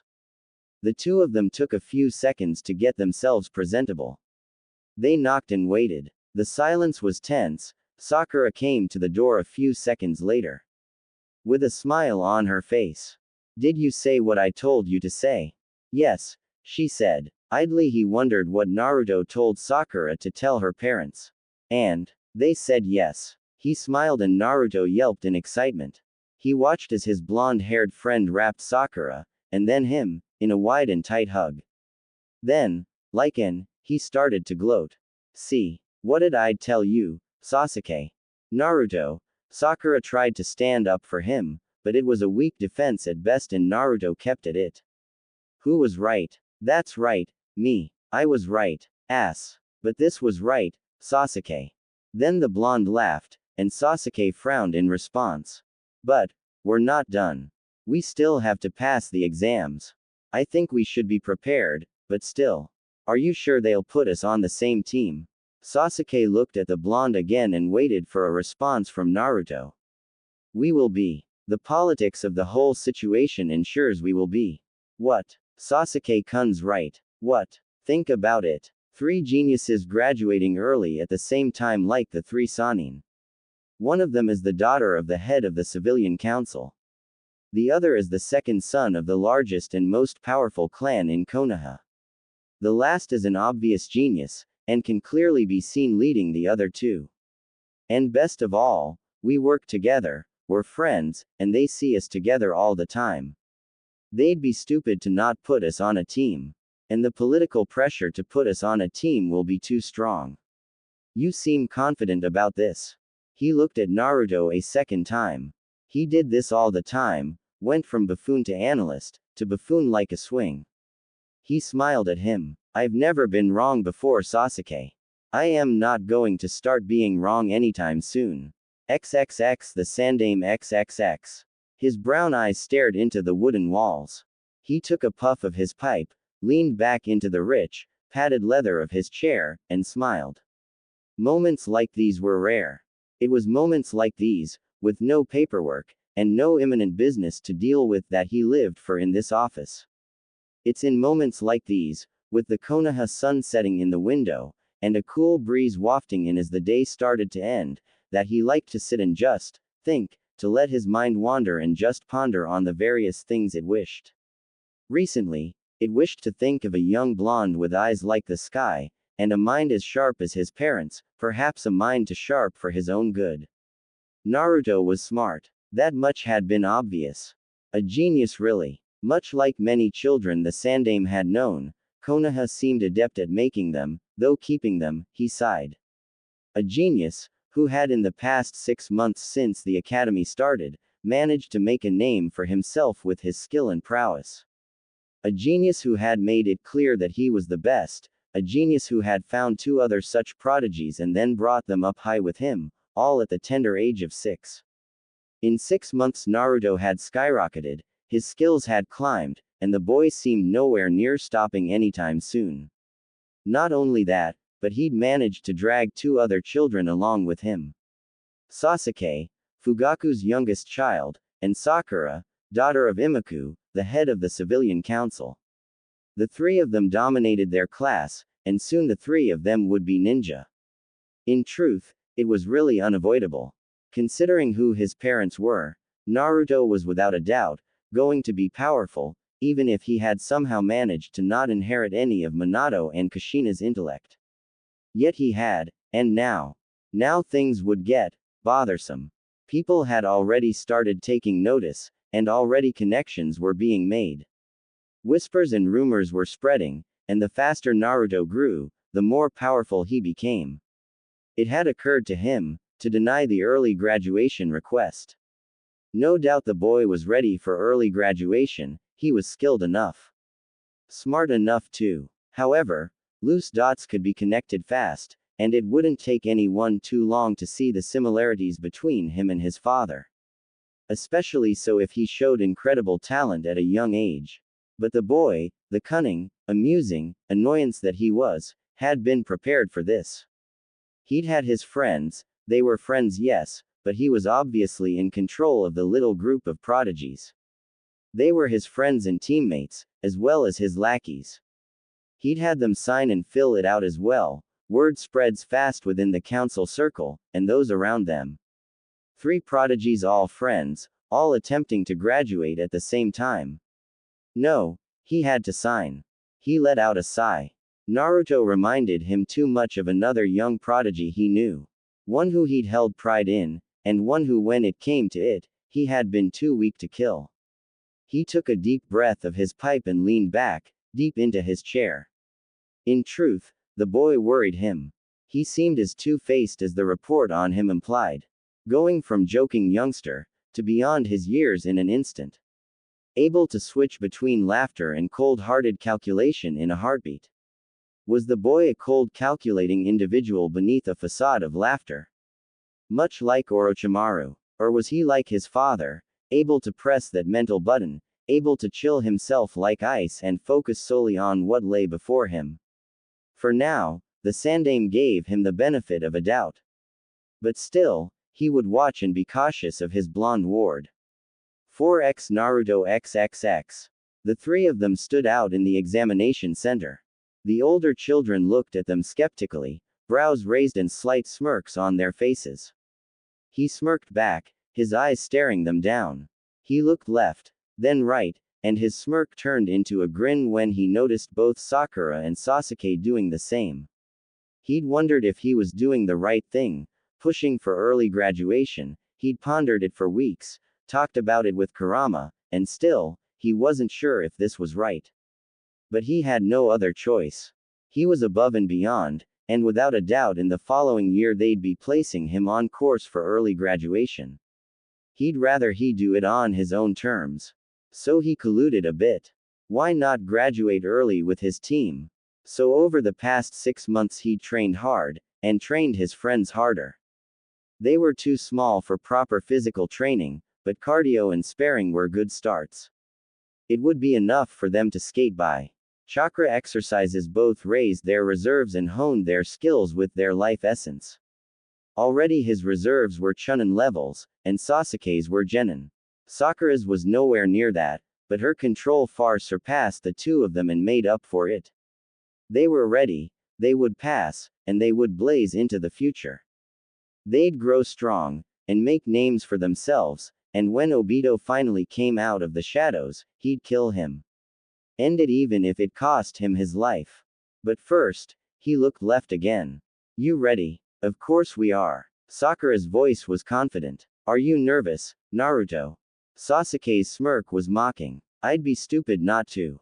Let's go take a seat. The exams start soon. Don't worry about the written portion, it's not weighed as heavily as the physical evaluations. A simple 75 should be enough for us to pass. But you don't want us to get a simple 75. You want us to dominate this exam, don't you? Just passing it isn't enough. He laughed. Sakura knew him too well. Let's show them that we're above and beyond. Let's go kick some and take some names. Oh, my god, you didn't just say that. She and Sasuke were laughing now. He pouted. Sakura knew how to kill his mood so easily. We're in testing room 3. Let's go. They followed and after a few minutes they found their testing room. The large number 3 adorned above its sliding doors. Quiet mutters could be heard from the other side. He slid it open, and the room fell silent as he walked in. He looked around and stared each and every single person in the room down. Mutters rose more as Sakura and Sasuke followed him inside. They sat together, ignored the stares of the older students around them, and talked quietly amongst themselves. You guys ready? Stop asking us that. Of course we are, Sasuke said, voice filled with annoyance. I'm just making sure. Stop worrying, Naruto. You can pass no problem. It's not me I'm worried about. He grimaced when he realized how that sounded. He looked at Sakura and Sasuke. They seemed annoyed, to say the least. Well, you too, he gasped. Sasuke almost never cursed so blatantly. His insults were wittier, better timed and less blunt. He almost laughed. He'd apparently riled up the Uchiha. I meant no harm. We know Naruto, you're just a socially inept. Apparently, Sakura was mad too. She never cursed, never. He smiled and ignored it. Then the two of them blossomed into wide-toothed smiles similar to his. A Chunin entered a few minutes later and they took their seats. They sat next to each other, Naruto and Sasuke on the periphery with Sakura in the center. The Chunin, a tall lanky man with auburn hair and eyes to match, yelled to quiet the room down. And then he flared his chakra and killing intent when only a few became silent. This, he shouted. For some of you this is the beginning of your ninja careers. All of you are here because you meet the minimum preliminary requirements for your to take the graduation exam. That does not mean that you meet the requirements to graduate. Some of you are here for early graduation. Naruto could practically feel the room full of eyes on the three of them. Do take note that despite physical limits you must still meet the requirements of the exam. One portion of which is taijutsu based. You must show exemplary taijutsu skills. Not simply for your age or stature, but as a whole. Naruto almost laughed at that. That wouldn't be a problem for them. Naruto's taijutsu form was quick and painful, his blows were vicious and left no room for the opponent to escape. Sasuke's was the darting precise style meant for use with the Uchiha clan's Sharingan. Sakura, she was the weakest link if you could call what she did weak. While not vicious like his, or precise like Sasuke's, she made up for it with chakra-laced punches, and a perfect academy style. They would have no issues with the taijutsu portion of the exam. As the exam papers were being passed around, he looked at Sakura, then Sasuke. We've got this. XXX Fugaku XXX. He was not a blind man. He was a ninja, more importantly he was an Uchiha. He could see, quite clearly, the changes in people, and the changes in his son. Sasuke had always been a smart boy, not a genius like his brother, and Fugaku often admitted had Itachi been normal or not born at all, would have been seen as a herald of the Uchiha clan. He was very talented, just not prodigious like his brother. At least, that had been the assumption he had made. But assumptions could be wrong, and an Uchiha had no shame in admitting his wrongness as long as he learned and made up from this mistake. Sasuke was a genius, he just needed another, different type, of genius to bring about his own natural inherent talent. The Uzumaki boy was that genius. It was obvious whose son he was. That blonde hair, those blue eyes, that intellect, even if his wife had not known Uzumaki Kushina and Namikaze Minato he would have known. Who did the Hokage think he was kidding?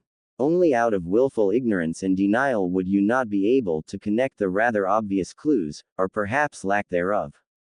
The boy had brought out the best in Sasuke, and it had changed him. Once his son had looked up at him in awe and reserved hope, but that seemed so distant now. Now his son looked at him in, not contempt, not fear, respect. Yes, in respect, and sudden understanding of the power he held.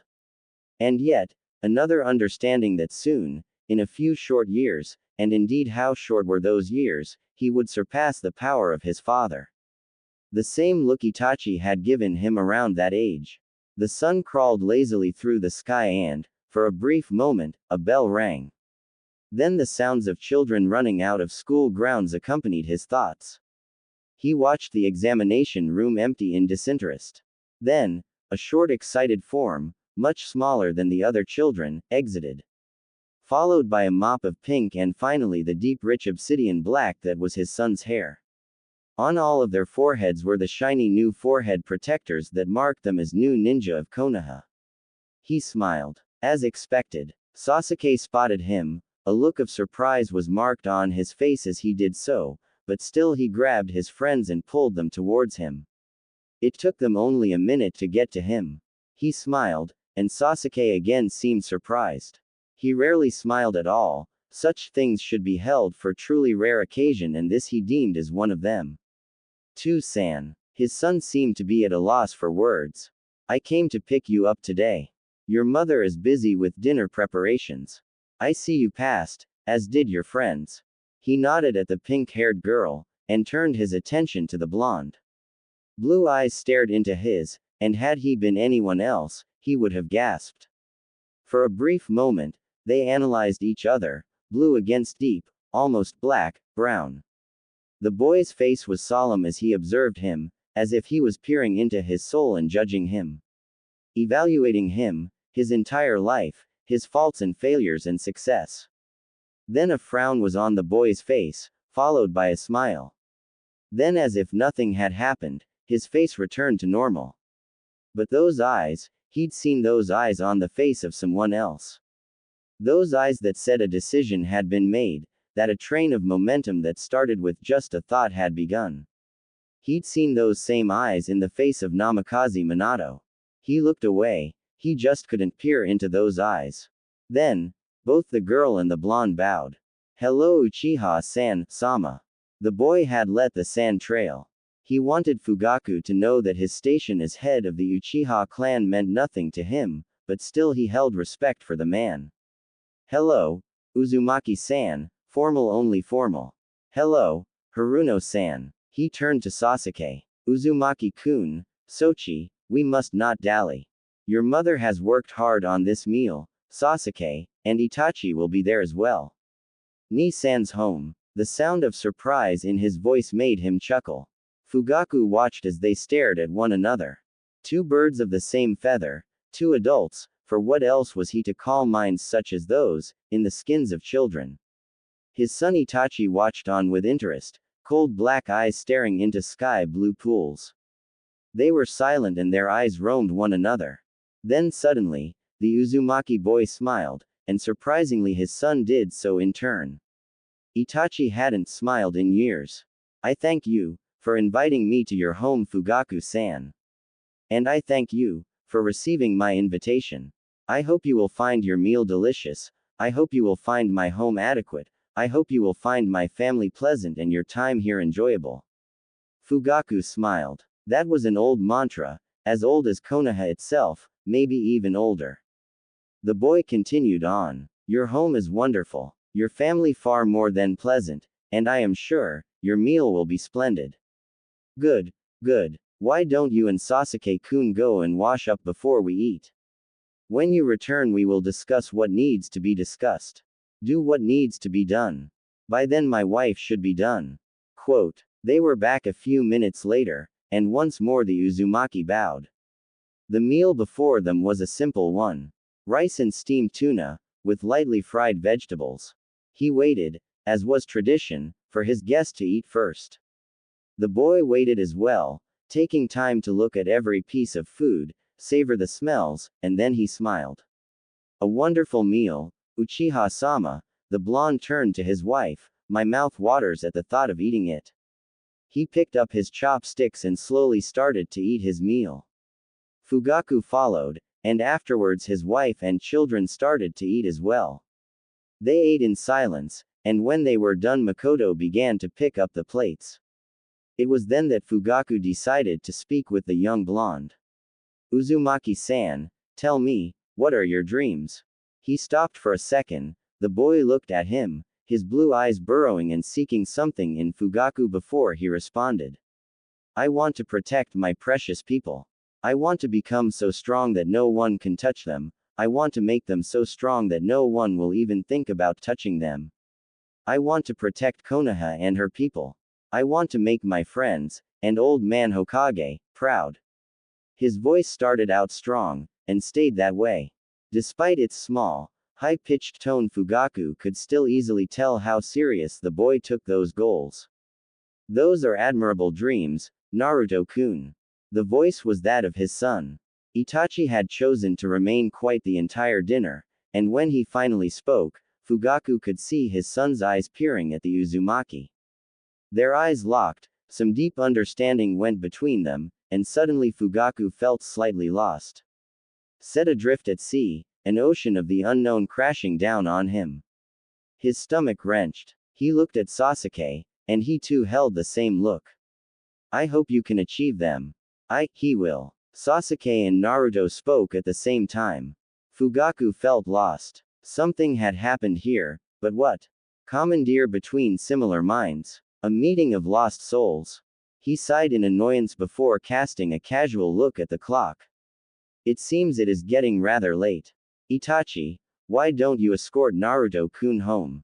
Of course, father. His eldest son and time Naruto both stood. Can I go with you? Ask father. Fugaku looked at his sons and the blonde once more. Then nodded his head and Sasuke stood as well. The three exited the room a few minutes later. His wife returned as they left. So, he looked at her and allowed himself a smile. I like him, he's bound to go places. He was observing us, you know that. Judging us. I think he liked what he saw. He laughed. He deemed us worthy of protection as one of his precious people. I couldn't understand it at first. Itachi noticed it, then Sasuke. Really? His wife's voice was lightly jovial. He wants to protect us. Maybe in the future, but now he's a child. That's the thing. For now he's a child, but the years are short and soon that child will be a man. What then? His wife was quiet for a moment. Yes. He stood up and kissed her. The future looks interesting. Scarecrow. Blood dripped from his blade in the light of the full moon. His mask, a white porcelain thing inscribed with more seals than he could count, clung tightly to his face. Swirls of deep blood red swooped up from its cheeks into its beak. Twin large black circles made it its face. Intricate inks of green swirled around its face to create the illusion of feather. His black cloak was slick with blood and carried the deep metallic stench of death repeated again and again. Tonight had been a long one. A beam of thundering lighting lit the night blue and white as he jumped to the side, his Sharingan spinning in his skull simultaneously. His body was moving, acting, killing without him even being aware of it. Moments like this he became a machine. A harbinger of death. An earth just you devoured the body before it hit the ground. More blood. The machine came down, and his body moved again. He was a machine. More blood. He wasn't Kakashi Hatake. Failure. More blood. He was simply Scarecrow, the executioner. Scarecrow the mass murderer. Scarecrow the blood drinker and maker of widows. He dodged right, grabbed the arm and cut through it with pure lightning manipulation. There was a scream for half a second and then the night went silent and his blade was in her throat. His jutsu ate her body once more. A flowing torrent of precious life essence, of lovely red-hued life ambrosia. He wasn't Kakashi Hatake, he was Scarecrow. He was Anbu. He was death, and like this, he didn't have to think. To feel guilty, to feel his failures. To feel the blood of Rin on his hands. Too busy with killing. His blade flashed in the night and a head was separated from its body. A cry, a distorted shout of pain. He was gone in an instant. He was Scarecrow, and no one died on his squad. He met Robin with a deep gash in her side, looking frantically for her opponent. Get your head out, you newbie, calm down. His own eyes were scanning now. Looking, and looking. Stupid, stupid, stupid. Stupid Robin for getting cut with a lightning chakra-infused blade. Stupid him for coming to help her directly instead of flanking around and taking her opponent by surprise. Stupid Cloud Junin for not masking his chakra properly. He was gone in an instant, his foot meeting flesh in an overpowered shunshin. The Junin grunted and grabbed the foot, but it was too late, he'd replaced himself with a cage bunshin at the same instant his hit connected. It exploded, and the sound carried throughout the forest. He was dead. His blood splattered throughout the forest. Scarecrow looked left. Robin was still on the ground, her blood slowly pooling beneath her feet. He sighed. Rookie, that's a skin wound in this industry. Get your shit together. Come on, you won't die. Ranger will patch you up. No one in Squad 1 has ever died, and I won't start with you today. Get your shit together, get your up, and move. He extended a hand and she shakily grabbed it. Tenzo dropped down from the tree overhead. Scarecrow cast him a look from behind his mask, twisted his hand in a series of twitches and the masked Anbu careened off. What the hell happened to you, rookie? How'd you let him get close enough to cut you, then lose him a few seconds later? Might as well paint a target on your back and walk around for all good basic, did you? Rose dropped down as he berated Robin. She chuckled. Don't worry about it, rookie. Trust me, Senpai gets on all our asses the first couple months. Especially after a up. Fix her up, Rose. It'll take us a fortnight to get to Konoha if you don't. Kakashi. The blood dripped off him in a fast, harsh flow. The water seared his skin and no matter how much of the rough, cleansing soap he used, the scent of blood wouldn't leave his body. He scrubbed furiously, he always did. He hated the after-mission regret. No, not regret, the after-mission shame he felt. The complete feeling of dread that consumed him once his task was done. When he was on a mission, when he was Scarecrow, he became the mask. He became the machine that did his duty for Konoha. He wasn't Kakashi the failure. He wasn't Kakashi the weakling. He wasn't Kakashi who let his best friend die, and then killed the woman he loved just a few short years later. He wasn't Kakashi who promised to watch his sensei's son and then fled because he couldn't stand to look in those two blue eyes that looked far, far, far, too much like his father's. During those times he was just Scarecrow. Just Scarecrow. He stepped out the shower with a bored look on his face, walked to his locker and put on his clothes. He sighed, and started his slow walk towards the Anbu barracks. His room was a Spartan thing, a concrete cell more than anything else tucked into the furthest back of the barracks. He lay on his thin futon and placed his blade in its holder on the far wall. His eyes gazed up at the bare concrete for an eternity before he fell asleep. The loud knock on his room door woke him up some time later. His eyes scanned the room once more. He grabbed his white porcelain mask and slipped it on. His blade was on his back in a few moments, and he answered the door with the lackluster care he had become famous for. Scarecrow. Hi. Anbu number 040205, Alpha. Hi. The tall gray masked Anbu dropped the red scroll in his hand. He took a deep breath and tried to calm himself. A summons from the Sandame. When he looked back up, the gray-masked Anbu was gone.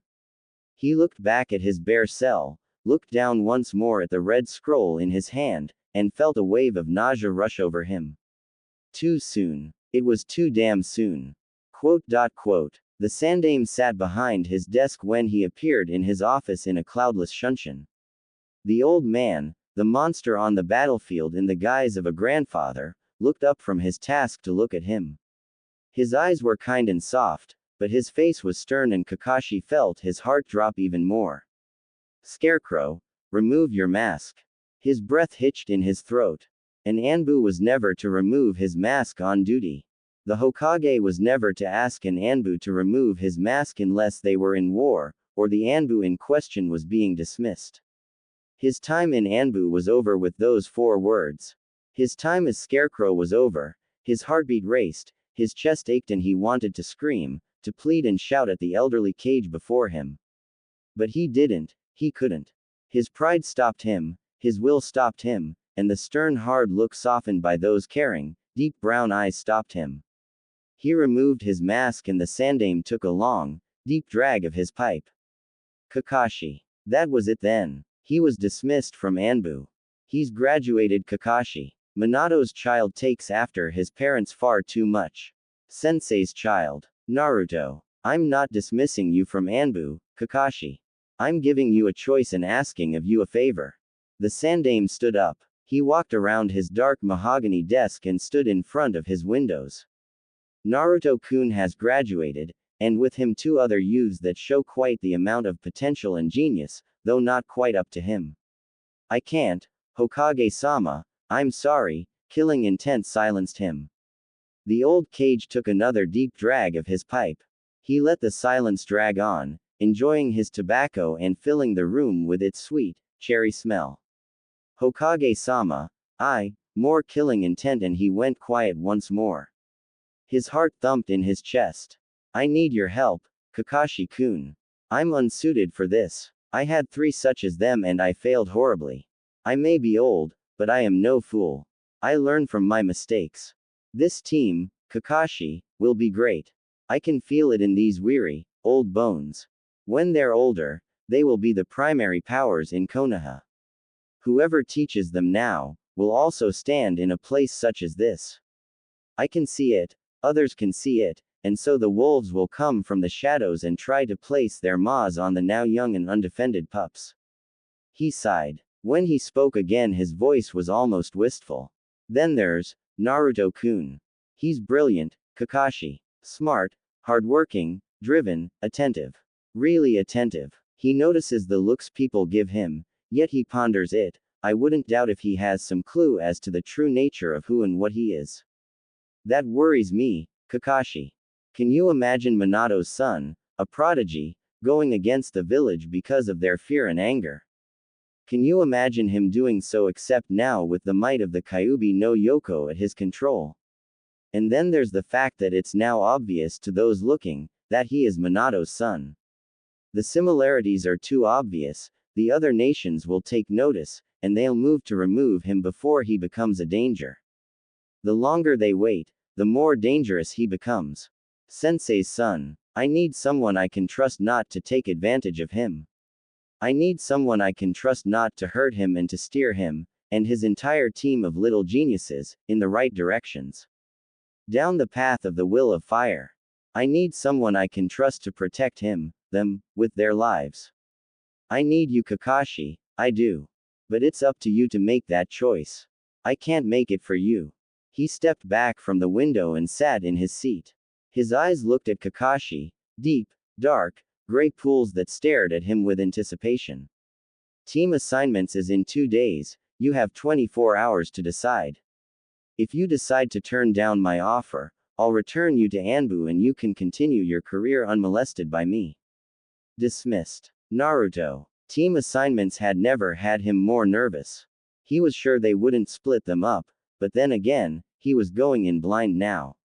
He'd changed the timeline drastically, graduated as early as possible and dragged Sakura and Sasuke with him. He was sure they would get political pressure from the Uchiha, the Hokage, and Sakura's mother to push them together, he hoped. So, at 8 in the morning with the dew still on the grass, he sat in an oversized desk watching the nameless Chunin in the front of the class call out names with his breath held and his stomach in a vice. Team 7, Uzumaki Naruto, he breathed, Uchiha Sasuke, and Haruno Sakura, Team Sensei, Kakashi Hatake. He seemed confused at the last part. Looked up at the 3 small children in seats meant for pre-teens and clicked his tongue. Naruto smirked and leant back into his seat. You were right. Sasuke seemed impressed. I was. So. Sasuke dragged the sound on. So. What's our sensei like? He seemed annoyed and Naruto couldn't help but to laugh. What makes you think I know?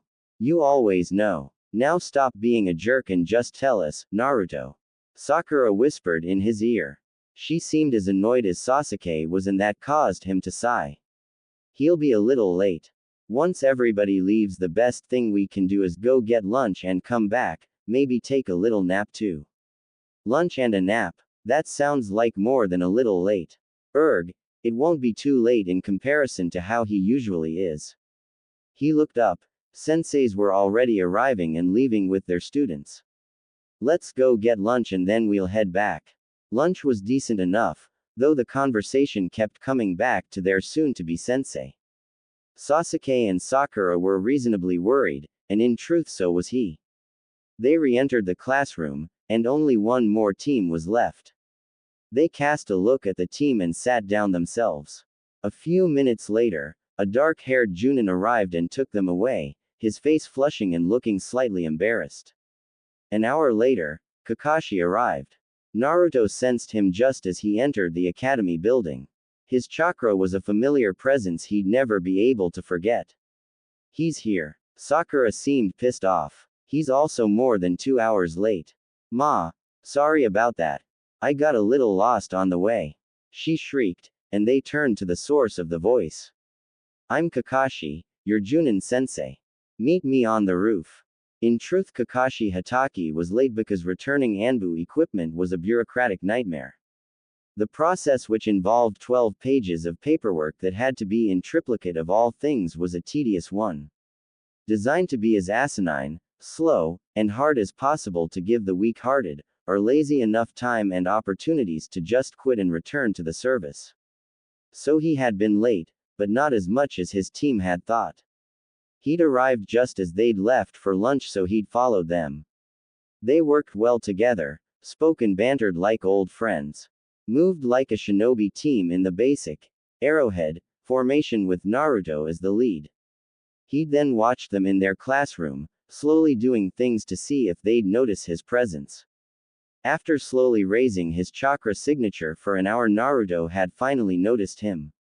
Still, after watching them, he'd come to one conclusion. They were adorable. In the same way wolf pups were adorable.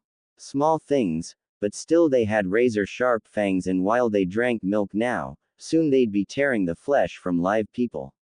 He wasn't one to fall for the normal trappings of small children, but looking down at them, regardless of how he felt, he couldn't help but to recognize exactly how cute they were. Especially Sensei's son. On top of the academy building, his spiky blonde hair glistened like silken gold. His bright sky blue eyes seemed to shine with determination and intent. He had a serious look on his face that came off more as a pout than anything due to his small feature. I'm Kakashi Hatake, you will refer to me as Kakashi-sensei. Introduction are awkward, don't you think? So let's get this over with. Tell me your likes, dislikes, dreams, and one interesting thing about you. He looked all 3 of them over. His mind already reeling with ideas. How was he to train them? How was he to protect his sensei's son? How was he to get them ready for life as hired killers? You, Blondie, start. We already know everything about each other, sensei. Why don't you start? Huh? Did you say something? The deadpanned look they sent at him could have killed. He chuckled and let the silence settle. They shifted uncomfortably. People were always disturbed by the silence.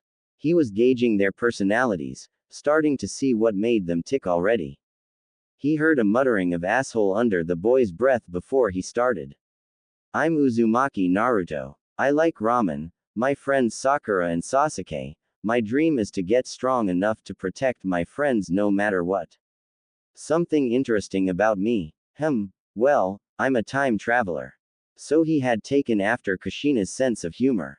Now you pinko. Her annoyance increased, but she took a deep calming breath and spoke. My name is Sakura Haruno, not Pinko. She spit out his little nickname like it was profane. I like my friend Naruto and Sasuke, and training with them. I dislike late people. My dream is, I don't know, but I want to be strong like them. I don't want to be left behind. One interesting thing about me is that, I guess I don't have any interesting things either. Don't feel down, Sakura-chan. You're plenty interesting. Thanks. They were close. He could tell, and it seemed like Naruto was the glue holding them together. Finally, the ugliest duckling. They reminded him of his old team, and the same time they didn't. They worked together better, they were actually friends, and in truth he couldn't tell who the him of this team. They were different. They were what his team should have been, could have been had Obito no died. Had he not been forced to kill Rin, had Sensei not lost his life sacrificing his son to save his village. I'm Uchiha Sasuke, my life are my friends and training, my dislikes are so far miso ramen, he heard Naruto mutter blasphemy. The color orange, another cry of dismay from Naruto, and normal tomatoes. My dream is to get strong to make my family proud and protect my friends. One interesting thing about me, well, I'm the only one that can keep our brilliant idiot in check. That's not true. Not one can keep me in check. Kakashi smiled beneath his mask. This wasn't so bad, he decided. And looking at Naruto didn't tighten a vice around his chest like it used to, it was looser now. More manageable. Looking over the three, his mind reeled. They would pass the second genin test, it was so obvious he debated giving it to them at all. But still, the paperwork, if he didn't, he decided against it. You're not quite genin yet, you have a second genin exam you must take. If you fail you will be sent back to the academy. He doubted he'd phase them. What was one more year of the academy to a bunch of 7-year-olds? Graduating at 7 or 8 was still a great achievement. The test has a 66% failure rate. Meet me at training grounds 7 tomorrow morning at 600 hours sharp. Don't be late. And I suggest you don't eat anything or you'll be throwing up. He gave them a wide once-over.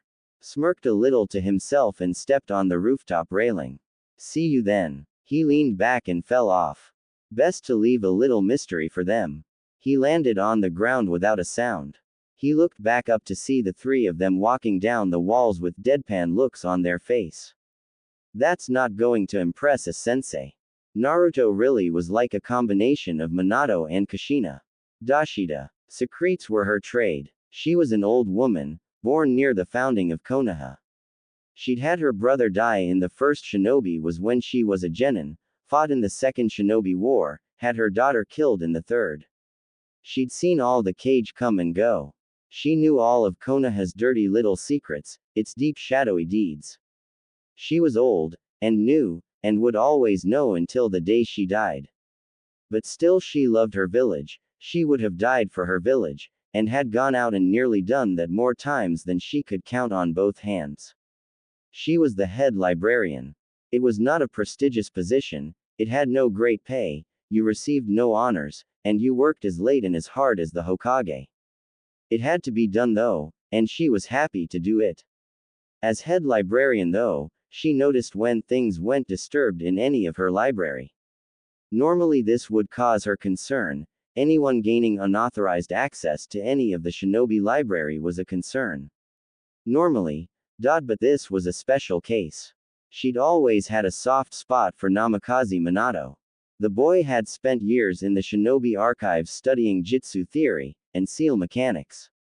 He'd been a bright boy, a brilliant shinobi, and a monster on the battlefield. His son seemed to take after him, taking scrolls on chakra theory and control. Copying them down or memorizing them before returning them to the library. She let him believe he was getting away with it as long as he took nothing dangerous, and returned the scrolls in the same place and location that he found them. Normally she would look away, but this time she was forced to take action. No 6-year-old should be taking a scroll on seal theory. Even introductory seal theory. So, with the ease of years of training, she followed the boy until he entered an alleyway that was relatively secluded. She realized he was leading her there, so then, he knew he was being followed by her. She smiled. He was very good for someone so young. Ah, Naruto-kun. May you and I have a word? He looked at her, his face one of caution. His left hand was on lower to his waist, ready to draw and throw a kunai in a second. She raised an eyebrow at that. Freshly minted genin shouldn't be that paranoid no matter how skilled they were. The paranoia of shinobi life came with experience. Dashida-san, why are you following me? His voice seemed innocent enough, and had she not known the mind beneath such words, she would have been swayed to believe he was an ignorant child. Come on Naruto-kun, don't play that game with me. I've let you take what you please so far because none of it has been particularly dangerous. But seal theory, you're 7 years old child. You're a little too young to start with such things. I'd be foolish not to take it back from you. His blue eyes looked at her, scanned her, then he changed. Or his eyes did. Dashida-san, please. I need this scroll. His voice came out cool and slow. His eyes looked at her calculatingly. She shivered. She'd those eyes on his father. They're dangerous. Only to a fool, Dashida-san. Do I seem like a fool? No, he didn't seem like a fool. She'd always seen him as a smart but fun-loving child. But looking at him now, she realized she hadn't quite grasped the intelligence hidden there. She had sinking feelings she wasn't quite grasping all of it still. His eyes bore into her. He seemed to peel her back layer by layer.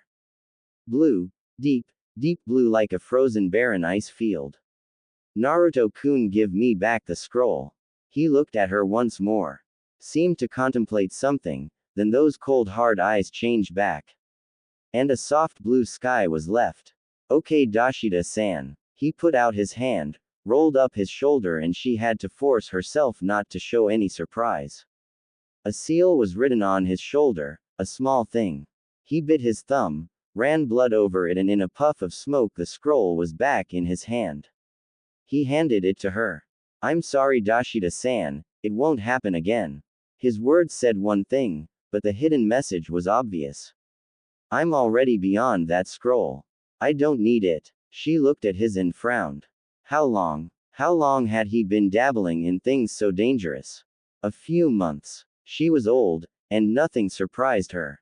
But a few months, and already he was capable of writing, and shrinking seal matrices. Not only that, but space-time seal matrices. That took normal people years. His own father had taken a year just to get to that state, and the boy had taken a few months. On one hand, a talent like that couldn't be ignored. It couldn't be wasted. She'd have to talk with the Hokage. A few months, huh? She held the scroll in her hand, rolled it over his calloused palms and wrinkled flesh. She couldn't stop looking at him. Couldn't stop staring at him. She handed the scroll back to him. Before you take any more material on Fuinjutsu, come and consult me. She looked down at him, then sighed. You're a troublesome little boy, you know that. Am I? He was a cheeky little bastard. Sakura. Dawn was an eerie time in Konoha. Only shinobis and merchants moved around before dawn, doing their best to ready themselves for the oncoming day. The streets of Konoha seemed empty, strangely devoid of life. It unsettled her. It seemed somewhat unnatural, and so she moved through above the rooftops as fast as possible. Using little amounts of chakra to leap from building to building as her legs weren't long enough yet. The village passed beneath her in slowly but steadily, and soon it passed away altogether, and the thick shrubbery of the Konoha forest surrounded her. She found them sat beneath a tree in the far left corner of the training grounds. Their heads were buried in scrolls, and occasionally they'd take some food from a bento box that Sasuke's mother had no doubt prepared. Naruto sensed her fist. He looked up, his sky blue eyes seeming to glow in the dim light of the pre-dawn time. Sakura-chan. He leapt up in one great bound and had crossed the distance between them in seconds. Naruto was unfairly fast. You're early too. Yeah, I figured sensei would be angry if I was late, so I wanted to come early. Just in case. Why don't you come and eat with us? Sasuke's mom cooks the best food ever. Come on. Saying no to Naruto was like asking the sun no to shine, or be hot. You could do it all you want, but in the end both the sun and he would continue doing what they wished. She was too nervous to eat, but surrounded by Naruto and soon Sasuke, she meekly slid the food past her mouth. It tasted wonderful. She grabbed more quickly, and then so did Naruto. Then Sasuke as well. Before she knew how, the three of them were desperately slapping each other's chopsticks out of the way in an attempt to grab food. To think you three would be so hungry so early in the morning.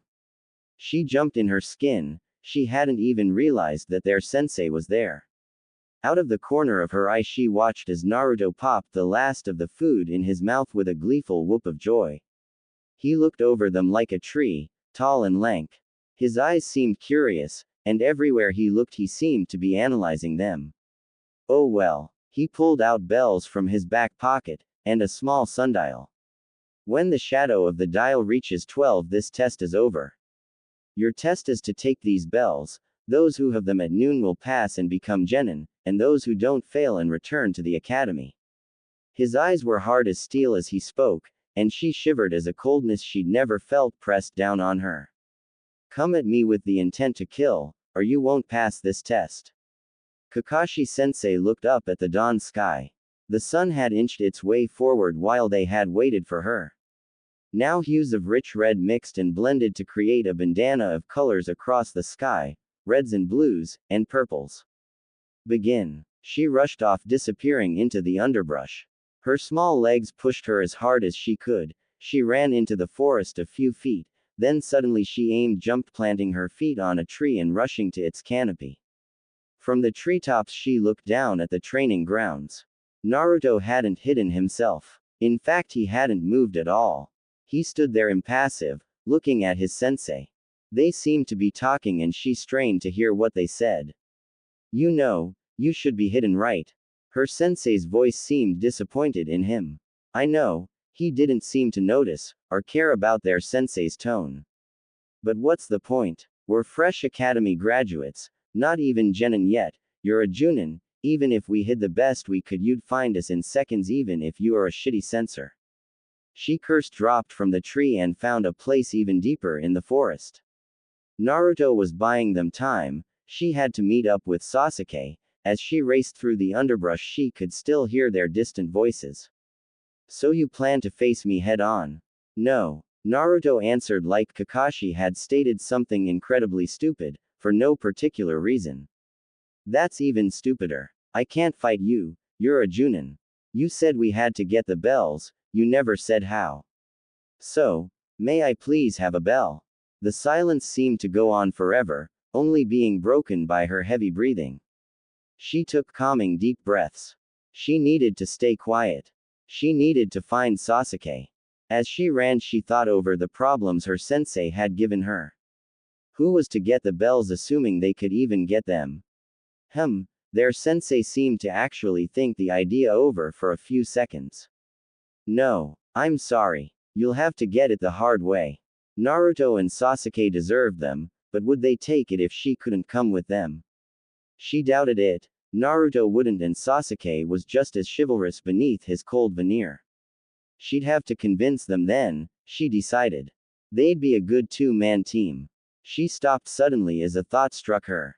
There were no three-man genin teams in Konoha.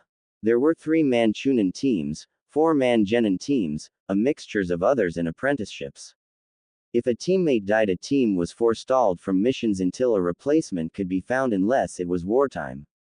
Oh, well, it didn't hurt to try. Then there was an explosion so loud it made her deaf for a few seconds. She had to find the boys. There was more to the test. Naruto. Explosive tags were the simplest seals to make. They were also one of the hardest to modify. Any halfwit with enough time, a good eye, a steady hand, and some fuin paper could make an explosive tag. The seal matrix wasn't compressed and packaged very tightly. What you saw was what you got, due to the nature of an explosive tag. Simply put, they were pure energy converters. You put down a chakra storage component, you put down a pathway matrix, you put down a kinetic energy and heat energy converter right at the center. You pumped in chakra and it worked. Chakra was stored, then sent in the pathway matrix, then converted, and converted, and converted until the seal exploded in a flash of heat, fire, and pure kinetic energy. But you didn't need to modify an explosive tag if you made bigger storage and conversion units, then compressed them down and placed them in the matrix. From his lookout point in a tree 15 yards away from their sensei, he watched as his clone. It was a mud clone, a technique he'd made sure that Anbu had seen him practicing after seeing it, and reading some theory. It was a piece of crap, the clone. Barely working, only able to take his shape and hold the basest of conversations. Before their sensei had came, he'd made it, slapped it with explosive tags, and hanged it into him. Kakashi sensei had of course noticed the henge, but had either decided to let him try his tricks, or thought nothing of it. It was likely the first rather than the latter. As soon as his clone had exploded, he had moved. The fireball having reaching up a good 10 feet and creating a 5-foot wide and 3-foot deep crater in its wake.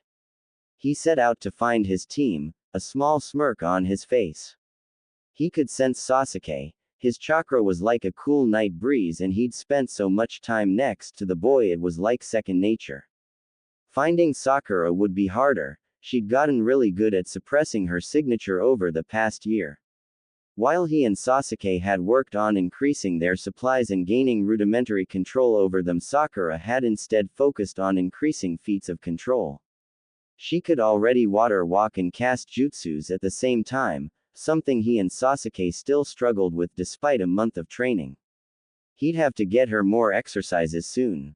Sasuke was 12 yards away. He'd crossed a stream that looped around the training ground and feed into its small lake to mask his scent better. He seemed to be moving towards him too, which meant Sakura would be able to sense them. Once they got together, he estimated a few minutes before Kakashi sensei would intervene. The man had changed from what he remembered. No, that wasn't it. The man hadn't yet changed into what he remembered.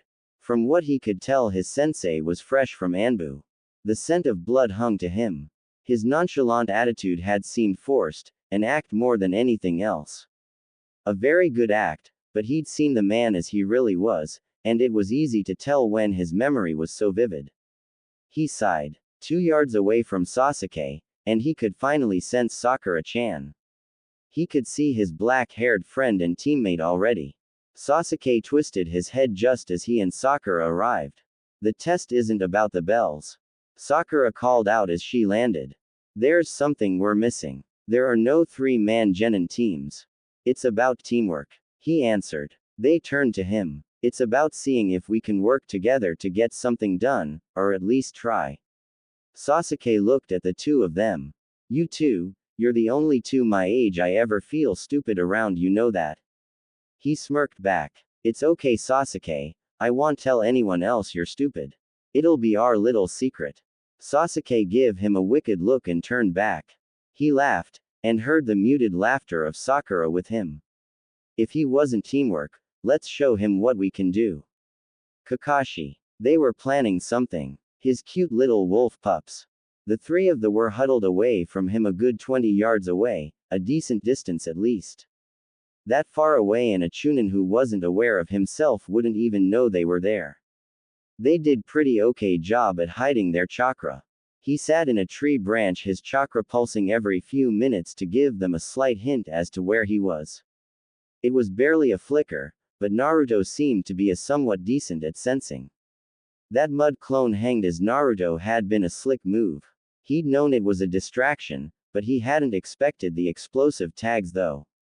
In truth, Kakashi had never thought a 7-year-old would be able to get his hand on explosive tags. He'd have to find out where the boy got them. Those things were dangerous, and a good bit powerful than normal it would seem. He wanted some. They were moving now, little flames of chakra bolting through the forest. They'd found him, and a few minutes later sections of the forest started to go up in a massive explosion. He tsked in annoyance. As sensei, it would be his duty to pay for any large-scale damage to the training grounds that happened while his students were still genin. Thump, thump, thump, a staccato of explosions that echoed like firecrackers. Large, expensive firecrackers. He moved. They wanted to draw him out, so be it, he'd go to them. He appeared in front of Naruto in a blur. His foot was in motion before the boy even knew he was there. He had to hold back to keep from caving in his little chest, but he'd be feeling that for a good week following this. He disappeared again, and met Sasuke with a backhand only to pull back as a kunai flew past his head. When he spotted a flicker of red, he replaced himself with a log, and launched himself at Sakura. The girl replaced herself with a large log as soon as she saw him moving. They were fast, he could give them that. Even more kunai came, this time from both Sasuke and Naruto. He dodged a few, but when he spotted the light reflecting of the thin ninja wire, he clicked his teeth in annoyance. He started to knock the kunai aside, but after a 5-1 exploded in his face and he had to shushin back. They'd almost had him. A thin line of blood from shrapnel dripped down his face. The tree he was standing on exploded, and he had to replace himself once more. He jumped back suddenly as a pink blur zoomed past him. Her arm aimed for the bells, but he knocked it aside, and cursed when he felt the familiar sensation of an active exploding tag in his hands. He flicked it away in time for twin black and blonde blurs to zoom at him. He heard a roar of, Kaden, Gokaku no Jutsu, and cursed. Stupid boy, his teammate was in the way.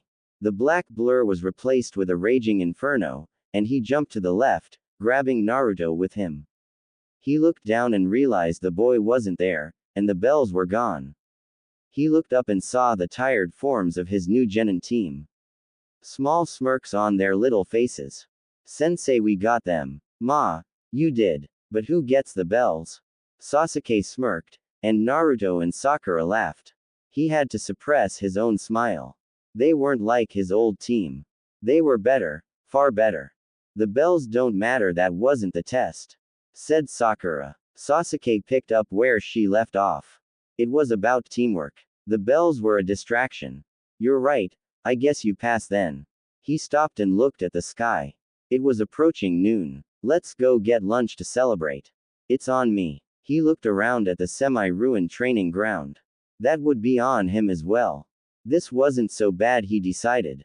He still missed being Scarecrow, but as he was now, maybe he could make up for his failures. He looked at his new team, his cute little pups. Smiling and laughing and making jokes. He almost didn't miss being Scarecrow.